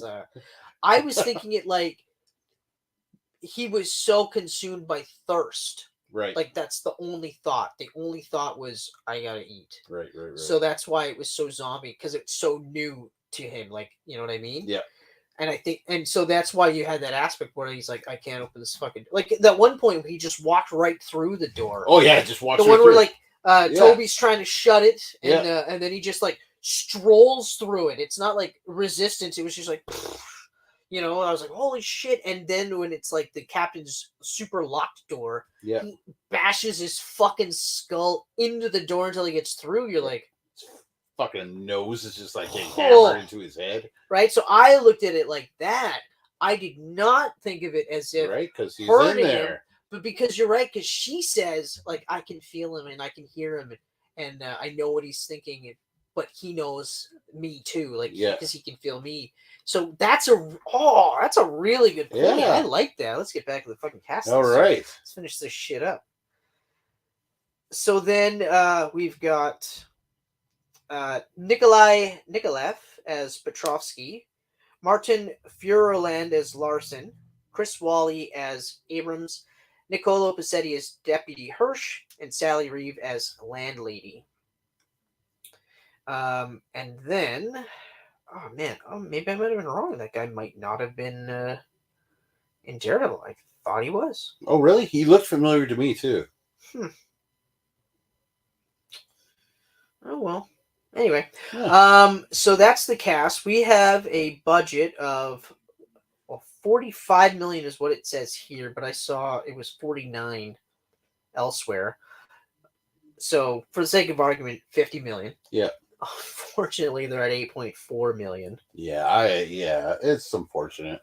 Yeah, but I mean, the worst part is that it is a smaller budget, and a lot of the issues with a lot of these movies are huge budgets, right? Yeah. So then you're like, okay, skimp out, try to get a better thing, but there's no way this is going to make its money. No, especially after read today that the UK release has been did they say why? Because E1 is distributing it in the UK and India and some other places, and Lionsgate is in the middle of buying E1, so it's getting canceled in countries because of a buyout. Oh, fuck! Then why? Yeah. Then they...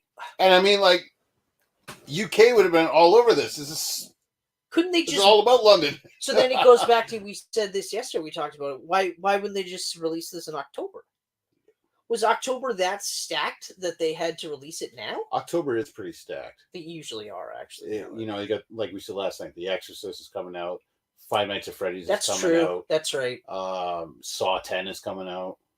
Oh, franchise fatigue, though. Yeah, well, yeah, for sure. Although the last couple of Saws have, I mean, obviously done well enough to keep them in the game. So yeah, I mean, they just fucking keep going, and they're still in the theaters. Like, I don't think there's been one that's been straight to video or anything like that. All in the theater. Yeah, so Yeah, Michael and Freddie and Jason gonna do that. And that's actually Freddie was all in the theater. Yeah, Freddie was all theater. Jason had a couple, I think, direct to video. Did he? No, he was all in the theater too. No, Jason was all in the theater. They're all in the theater. I don't know Halloween's all in the theater. I don't know what the fuck I'm talking about. Get this guy out of here. I think what the fuck is it? Hellraiser had a couple of straight to video. Hellraiser did, yeah, and Chucky did. And Chucky did too. Yeah. Or not straight to video. No, Chucky had video on demand. Yeah, Candyman. Candyman did have. Yeah, it was what is it, 3, 4, and 5 were all straight to video? Yeah, 1 and 2 were only doing the theaters. Yeah. Oh, Candyman 1 and Candyman 2. Those are fucking those are scary. Those are legit scary. Legit scary. Did you watch the remake? No, I didn't. Okay, I want to know what you think about that. I didn't. I forgot all about it actually until we started talking about it. I was like, oh, yeah, that's right. There's a remake.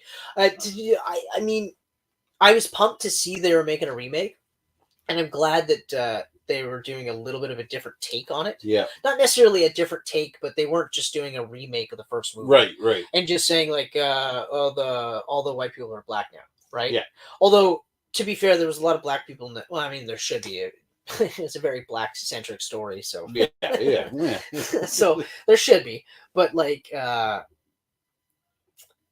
yeah, I don't know. Like, I don't know. There was something about it that I was like, I don't know how I feel about it. I'm not sure how to, and even now I'm not sure. So it is like, obviously I have to watch it. Yeah.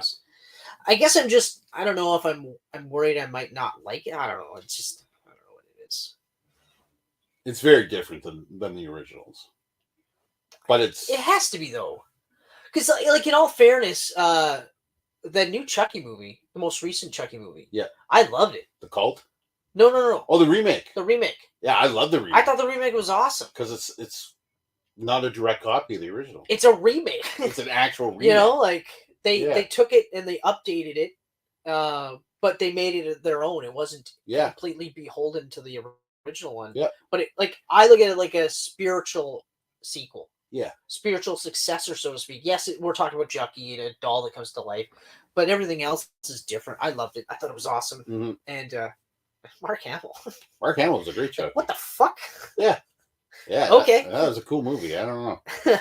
But anyway, so getting back to this movie, so we've spoiled a bunch, but that's the nature of the beast. And that's just the start.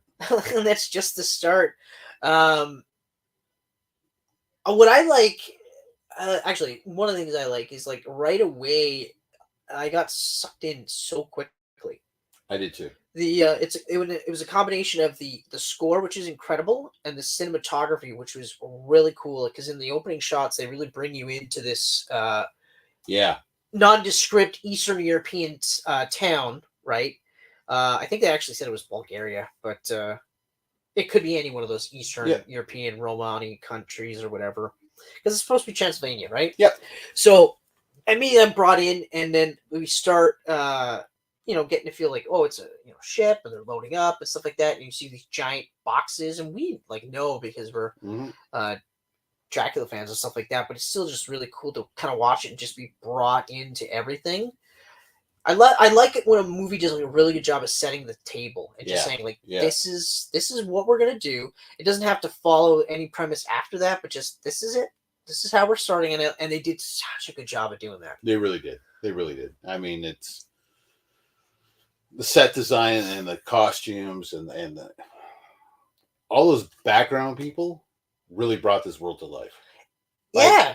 It's for the 5 minutes that we were doing it. Feels really high budget too. Yeah, it doesn't. Like you would think closer to 100 million. I said that. Yeah. I said 150 max. Yeah.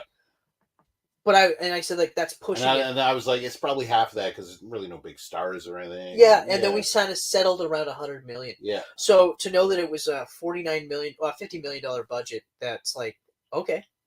So that's money well spent. Yeah. Like fuck. If you can make a movie that looks like this on that budget.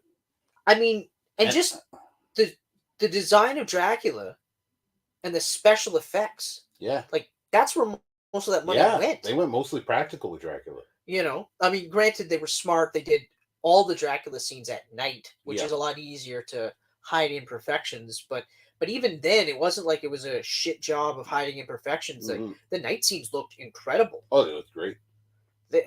Man. I like every night scene. You get the stars, the storm, the fog. The fog. The fog. Oh, the fog. Ooh, yeah.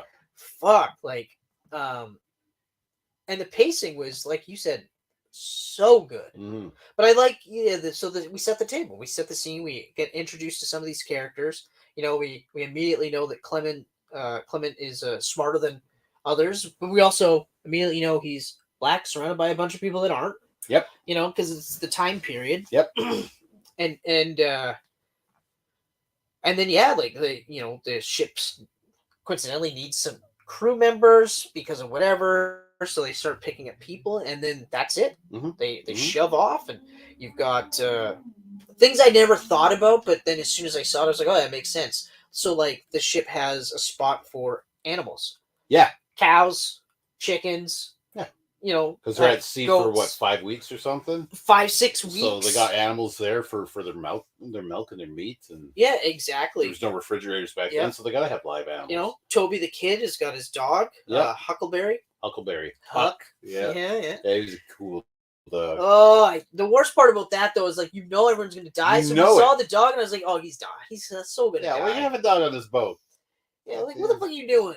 Just kill all the livestock. I don't care. He goes after the livestock first, and the rat thing was really cool. That rat thing was really cool.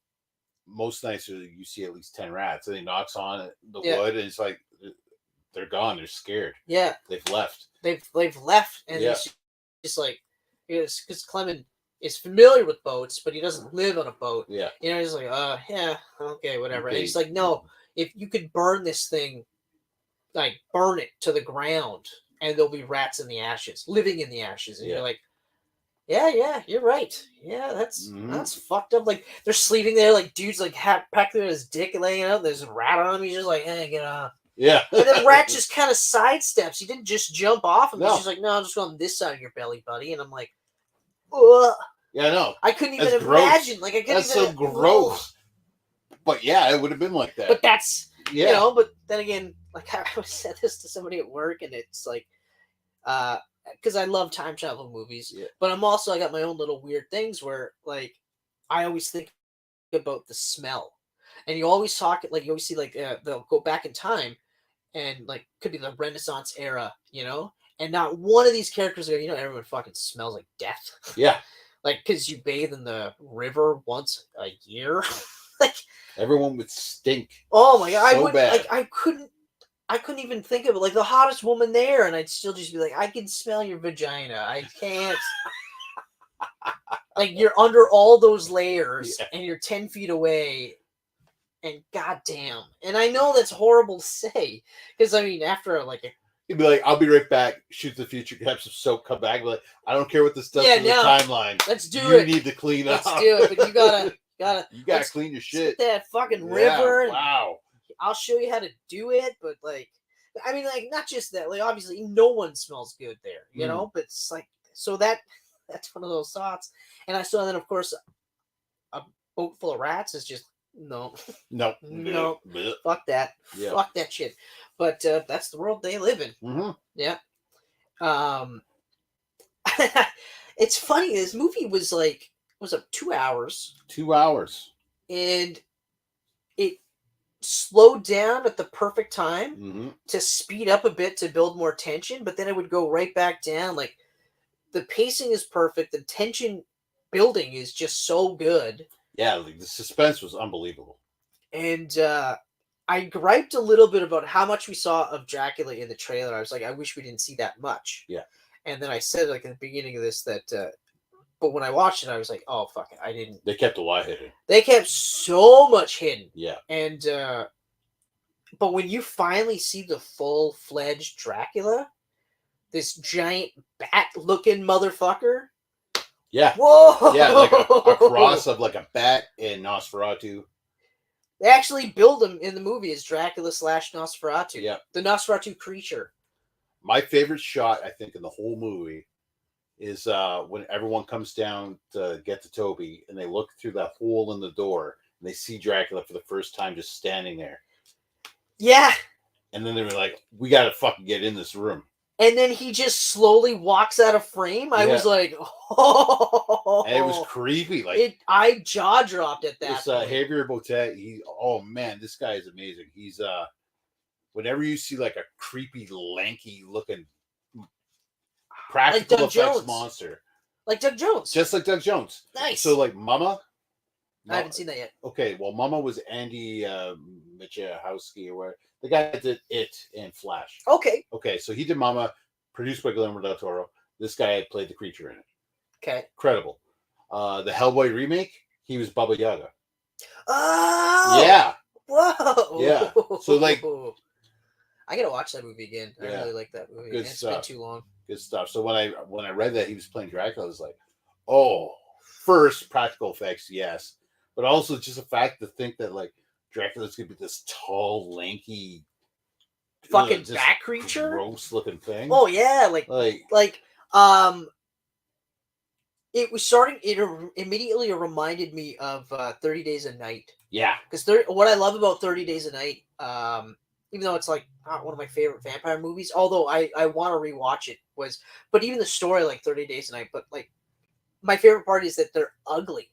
Yeah, they're like horrifying. They're not like pretty European models that occasionally look grotesque if they want to. Mm-hmm. This is just all day, every day. They look fucking hideous. Yeah. You know, like gross, jagged teeth. They don't give a fuck if there's dirt on them. It's like whatever, you know. And I liked that he had that look about him, and even like the weird, like almost reptilian skin. Yeah. The grayness of him. Oh. But yeah, I have to. That shot. I'm hoping. I was glad you brought that up because I was going to bring it up too. Yeah, that shot was just, that peephole shot. Like, and the fact that his eyes were kind of like glowing. Yeah, yeah. And it was just the side profile, and he just kind of looked like. Just kind of looks at them. And like, what are you gonna do? And I remember, and I said this. I remember, like at the first chunk of the movie, the way he was killing them, and it was like he was kind of playing with them, and I thought like, it just seems so weird that he's picking them off one at a time, like it's. Like he obviously knows he can kill everyone on this boat. Like, what's the big fucking deal? And then the reveal, you know, and then I feel like a moron when she's like, "No, he's fucking rationing you." Yeah, he's got to last this whole trip. Yeah, now we're so close, it doesn't matter. Yeah, he'll wipe you all out. So that's it. It's no one needs to steer the boat. We're done. Yep. We're done, and that's partly one of my favorite parts. One of my favorite parts is. Because that's also the part where I start to actually kind of forget that they're all going to die because they start formulating the plan to kill him. Yeah. And then I was like, oh, they might actually, what? And then how quickly it turned on them that it wasn't so easy. And I was like, oh, yeah, that's right. Yeah. It's fucking Dracula. Yeah. And they're all dying. They're all going to die. Like, nope. They're all going to die. Well, that's like, it's funny because you said to me, like, during the movie, it's crazy to think that they're all going to die. Like, even. Because we were like, oh, the dog's going to die. Oh, the little boy's going to die. Like, everyone here is going to die. Although we were more concerned about the dog than the kid. Yeah, we were. We really were. We really were. And I said to him, I said to you, like, well, we know the ship gets to London empty. It doesn't mean that people don't jump off the boat. Like, there could be survivors. Yeah. And sure enough. Yeah, but no, my favorite. Like the guy on you. Yeah. I shit on you pretty quickly. I was like, no, that's so dumb. Like that's. Yeah, the guy tried to take off on the boat, right? The chef guy. I didn't say that was dumb, but I was just like, no, because they're too far out and blah blah blah. They never make it. But then within minutes, I was like, yeah, but the closer they get there, the less they have to swim. So I did retract my very harsh statement. I did, but. That was another one of my favorite parts when the preacher chef got out on the boat. He basically said, like a good Christian, he said, "Fuck this! I'm leaving everyone else. I'm taking off. Yeah. Great job, buddy." That's what Jesus would do. Anyway, sorry. Mini tirade over. Not all Christians are bad. Anyway, but that was one of my favorite parts because I was like, when they went back to him, then I was like, okay, so he's gonna die. But you thought he was gonna swim. I thought he was gonna swim. I didn't think he was gonna. And then you hear the flying above the fog, and the sound effects are identical to Ring of Fire, which is perfect because he's the dragon. I know. And I was just like, oh my God, there's a rain of fire right now. Jaw drop again in that movie. Like I dropped I my actually jaw got like goosebumps 4 or right 5 now. times. I got goosebumps I just can thinking about I it. can Just thinking about that scene. Oh man. I loved it. The pacing was perfect. Cause I remember thinking like, so he's just gonna swim, and then and I'm like, no, he's not. Yeah. He's got. I think I said, motherfucker's got wings. You did. Motherfucking got wings. And then it was just, woof, woof, and then just a little bit of like shadow moving, and then he's dead. And you're like, oh fuck. But I love it too because then he sends the boat back to them. Yeah. So the fucking escape boat that's all bloodied now is sent back so that they know that he's dead. There's no escape. There's nothing they can do. He's fucked. He's got them so bad. Yeah.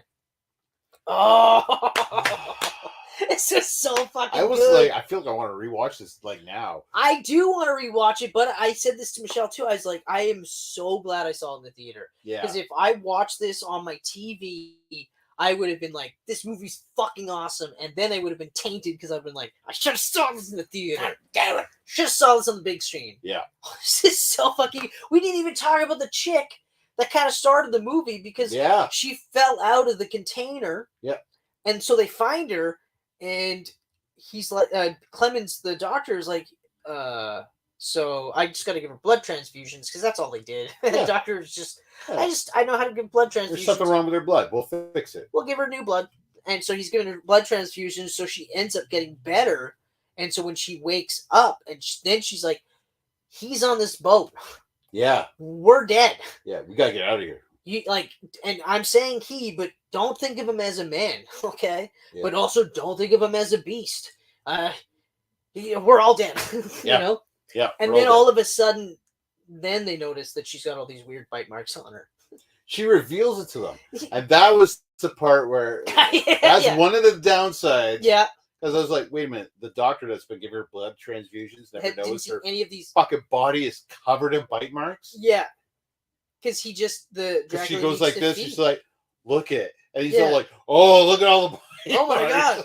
What are these bite marks all over your body? Right. And like, don't get me wrong, he obviously didn't need to strip her naked to give her a blood transfusion.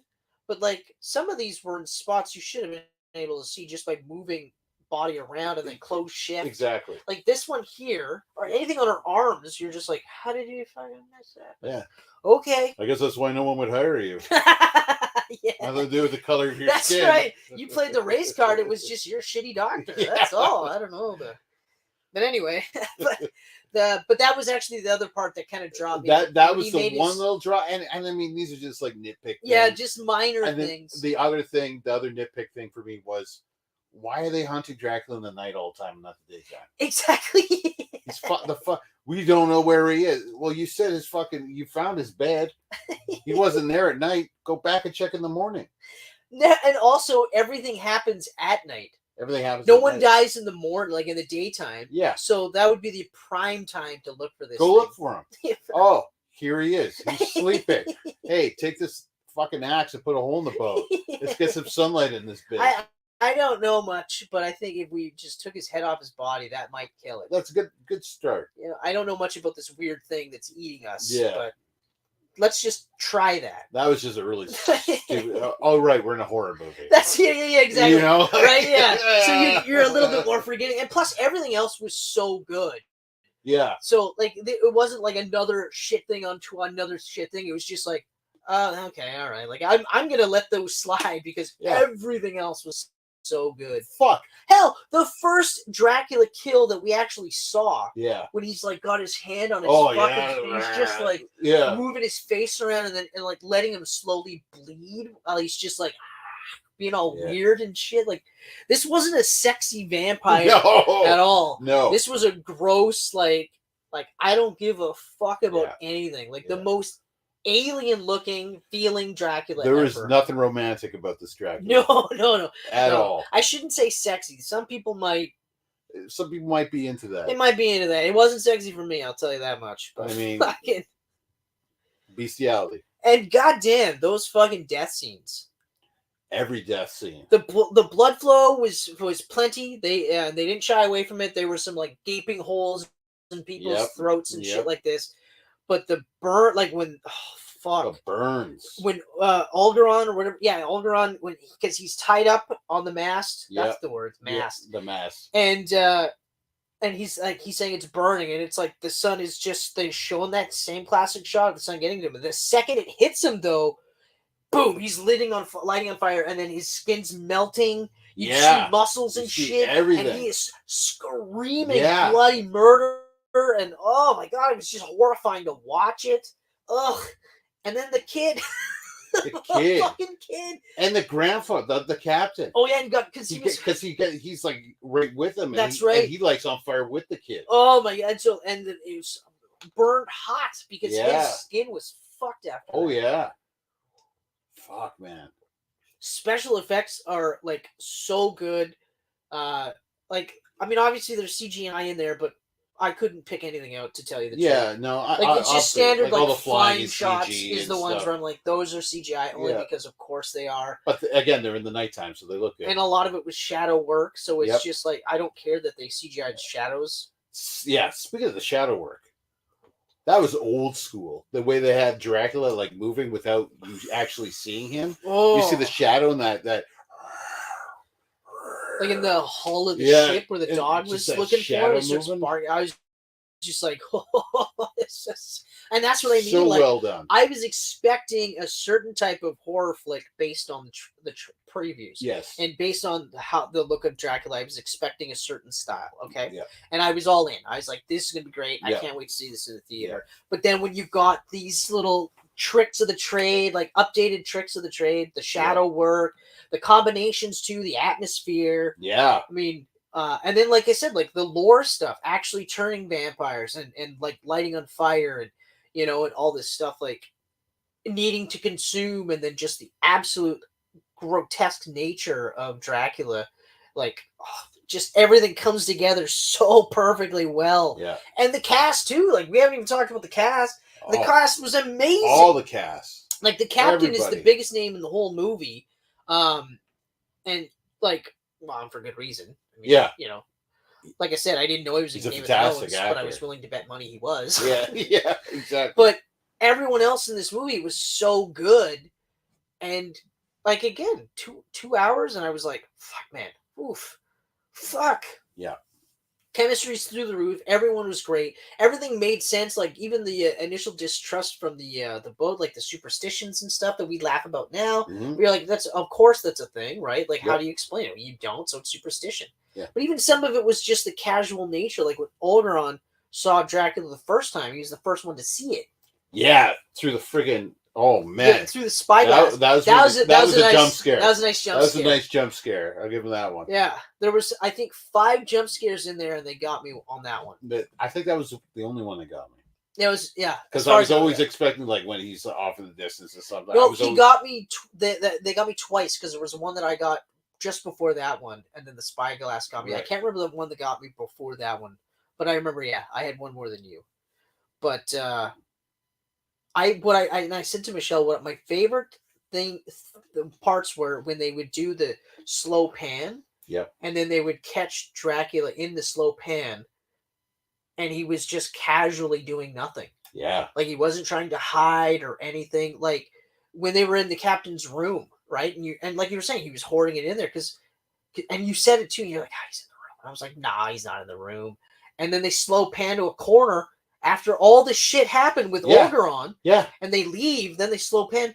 There he is in the fucking room. There he is. I was like, holy shit. And then they do the captain thing where they see him and he's just standing like, hey guys, I'm about to kill that kid. It's gonna be great. Yeah. And then he does. He fucking just picks him up, bites him.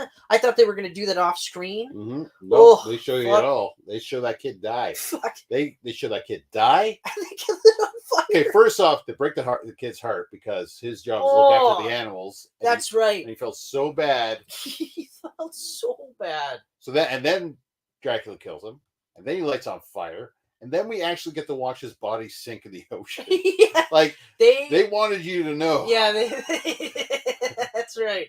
Everyone will die in this movie. And this kid fucking died. Yeah, this kid died numerous times. Oh. I didn't expect him to die so soon too. Yeah. He was fairly quick. I thought he was gonna be one of the last ones to go. but that's pretty cliche when you think about it. But Right. yeah, they kept me guessing. Like when you know that when you think everyone's gonna die, you know. But then, we get to the fact that 2 people got off the boat. Yeah. The chick and Clement. And Clemens. And they got off the boat. And they're floating on a raft together, and it's very Titanic. And very Titanic. Don't let Jack sink. Yeah, very Titanic. Yeah. And then they reveal that she's turning. She's turning. And he's like, all the transfusion did was slow things down. Exactly. That's my favorite. Oh, it was like such a nice little gut punch.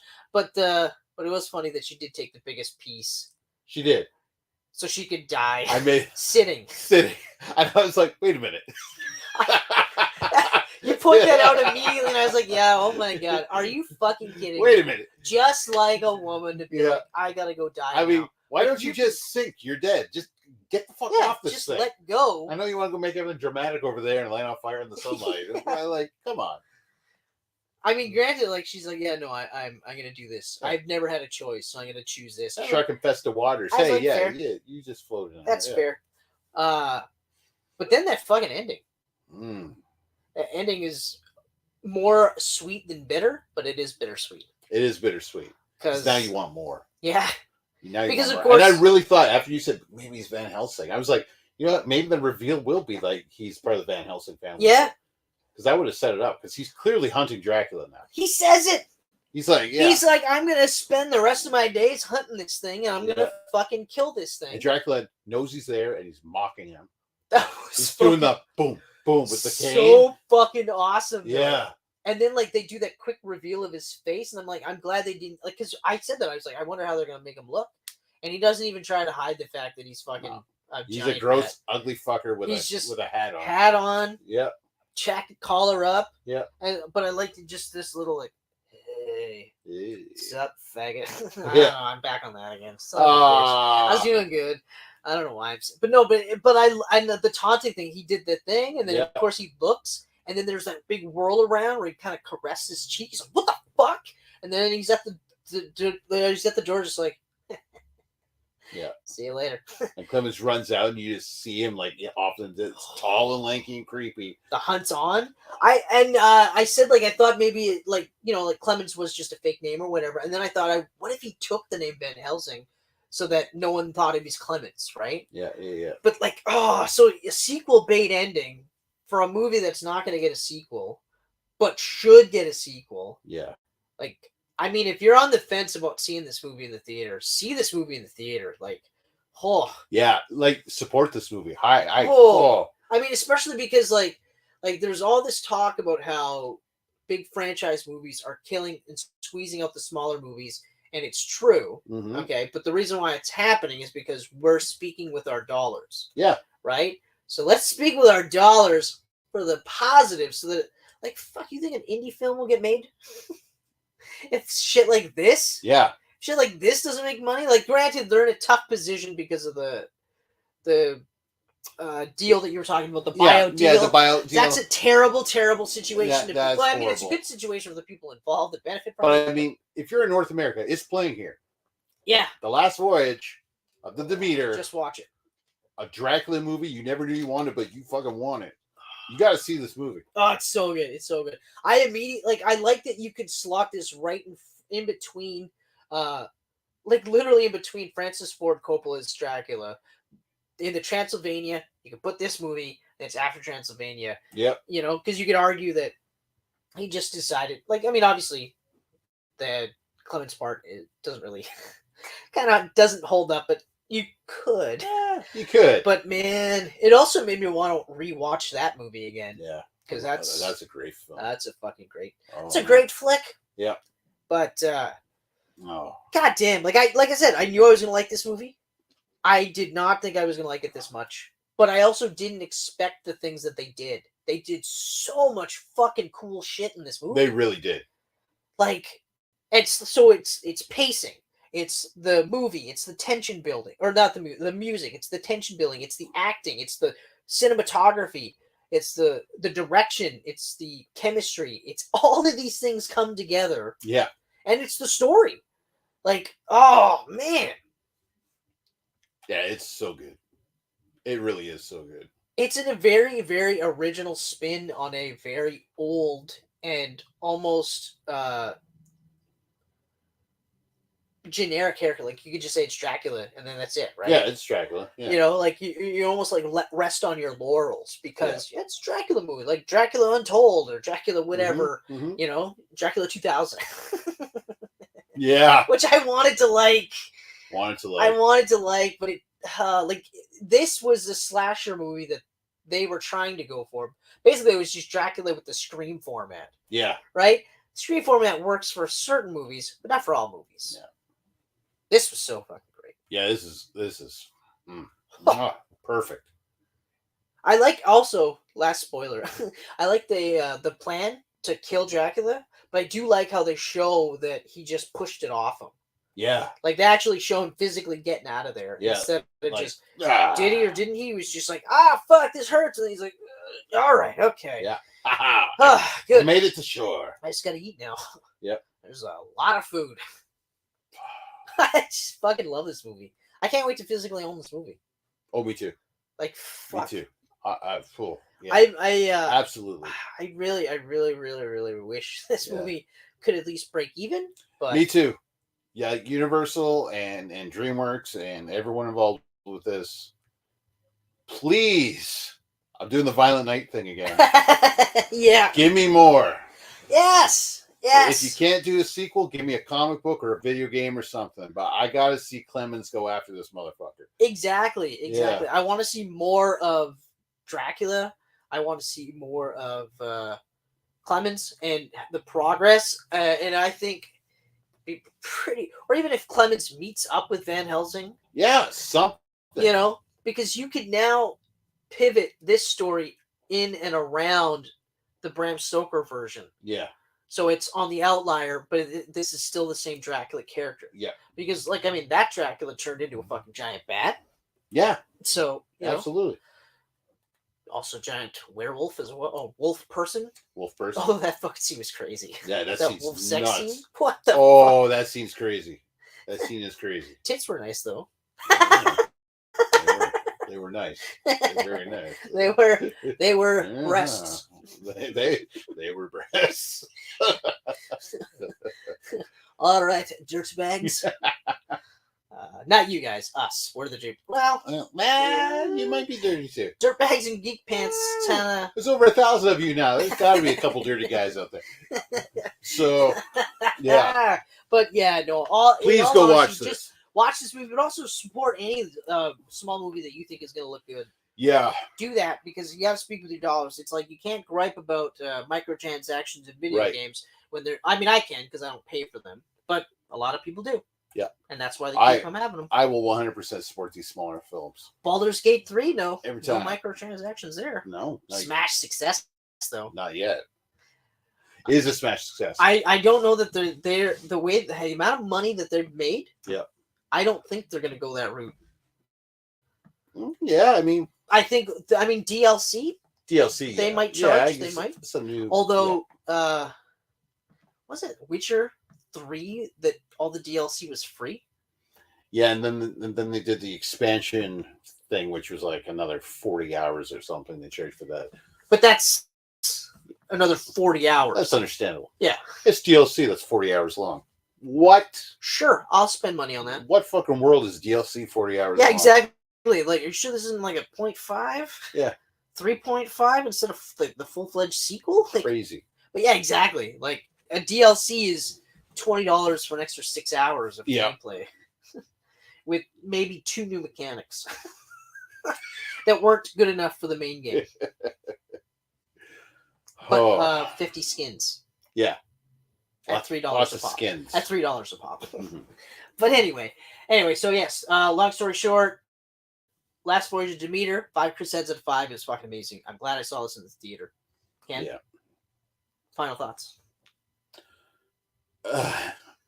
Andre Overdale does it again. Yeah, well, I mean, fuck the track record. It's track record, man. Troll Hunter blew me away, and like I knew nothing about Troll Hunter. I saw one trailer, and I was like, "Yes, I gotta watch that."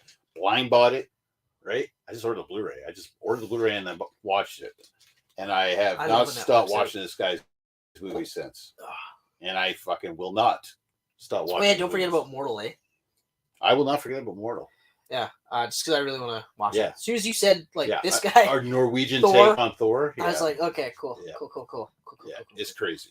Because I mean, Troll Hunter, like again, 2 hours, quick lore building, and brought me in right away. Never let me go. Nope. Held me. It rocked me. It held me in its warm embrace. But that's what we're looking for, right? That's what we want to be held. Movies that just want to hold us in their embrace, and we're gonna hold you in our embrace, Geek Pantsers. Keep it up with the things that you're doing. We appreciate it. We love it. Keep on watching us on Facebook, on YouTube, on Instagram, on Twitxer. No, we're not on there anymore. Thank you. Yeah. Finally, Facebook, Instagram. That's it for social media. Yeah, Facebook. Okay, so Facebook, Instagram, and then as I was saying, YouTube.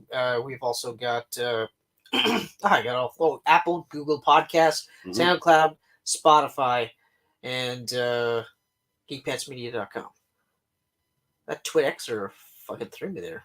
Yeah, but yeah, I'm glad. Twitxer. Glad we're no longer on that platform. Yeah. Maybe I will be on Notes soon. Called her a day. I'm not even on there myself anymore. What, Notes? Is that the new one? Notes? No, there's a couple new ones. Threads. That's the one. That's Threads. Right. Threads is basically just a connection of Instagram. Wasn't the Facebook one? Is it Threads? It's Threads. That's the one. Facebook. Yeah. The Facebook. Yeah, Threads, Facebook it owns Instagram. Right. That's connected to the Threads and whatever. I'm on Blue Sky. Okay. Blue Sky is one of the new ones where you need invite codes to. It's a very small group of people on it right now. Very echo chamber sounding. But it's created by the people that got the boot after Elon bought Twitter. Right. Yeah, that's right. Yeah, so I'm on there now, and I'm enjoying it so far. What a genius. Yeah. What a No, my favorite is Mark Zuckerberg, I'm gonna kick your ass. Yeah. And then Mark Zuckerberg shows a couple pictures of him like training with MMA guys, and he's looking fucking like ripped and shit. And he goes, "Okay, cool, I'm ready." And then all of a sudden, it's like, "I got fucking knee problems, but he needs a lesson in weight." He says something about like I'm much larger, and even though I got a bad knee, I'll learn him a lesson in weights or whatever. And then he's like, "Okay, cool, wherever you want." Yeah.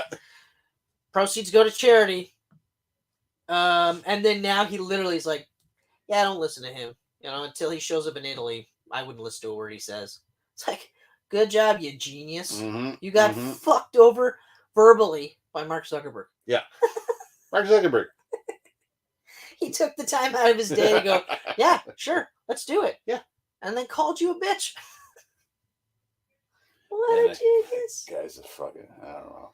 Oh. Anyway. But that's where we're at. Keep on rocking in the free world. But all jokes aside, keep on geek pantsing. And till next time. Stay classy. Do. You said doo-doo. I said doo-doo. Speaking of which, have you been watching the latest season of Beavis and Butthead? I have not. Did you see the most recent movie? I have not. Oh, okay. So you should. That's on Paramount Plus, right? Yeah. I gotta watch that. What is it? Beavis and Butthead Do Space or something? Is that what it's called? Yes. They. I do. I had to watch that. It's honestly, it's the same shit. It's just updated. It's like when they did the revival in 2011. Yeah. It's just like that. Oh, but go wrong. I want to talk about it because it is a little bit different, but you have to watch the movie because it directly spins out of the movie. Okay. Yeah. So I'll watch that movie. So anyway, Geek Pantsers, get the fuck out of here, okay? Guys, go to bed. It's late. Yeah. Unless you're in, like, the West Coast, then it's early.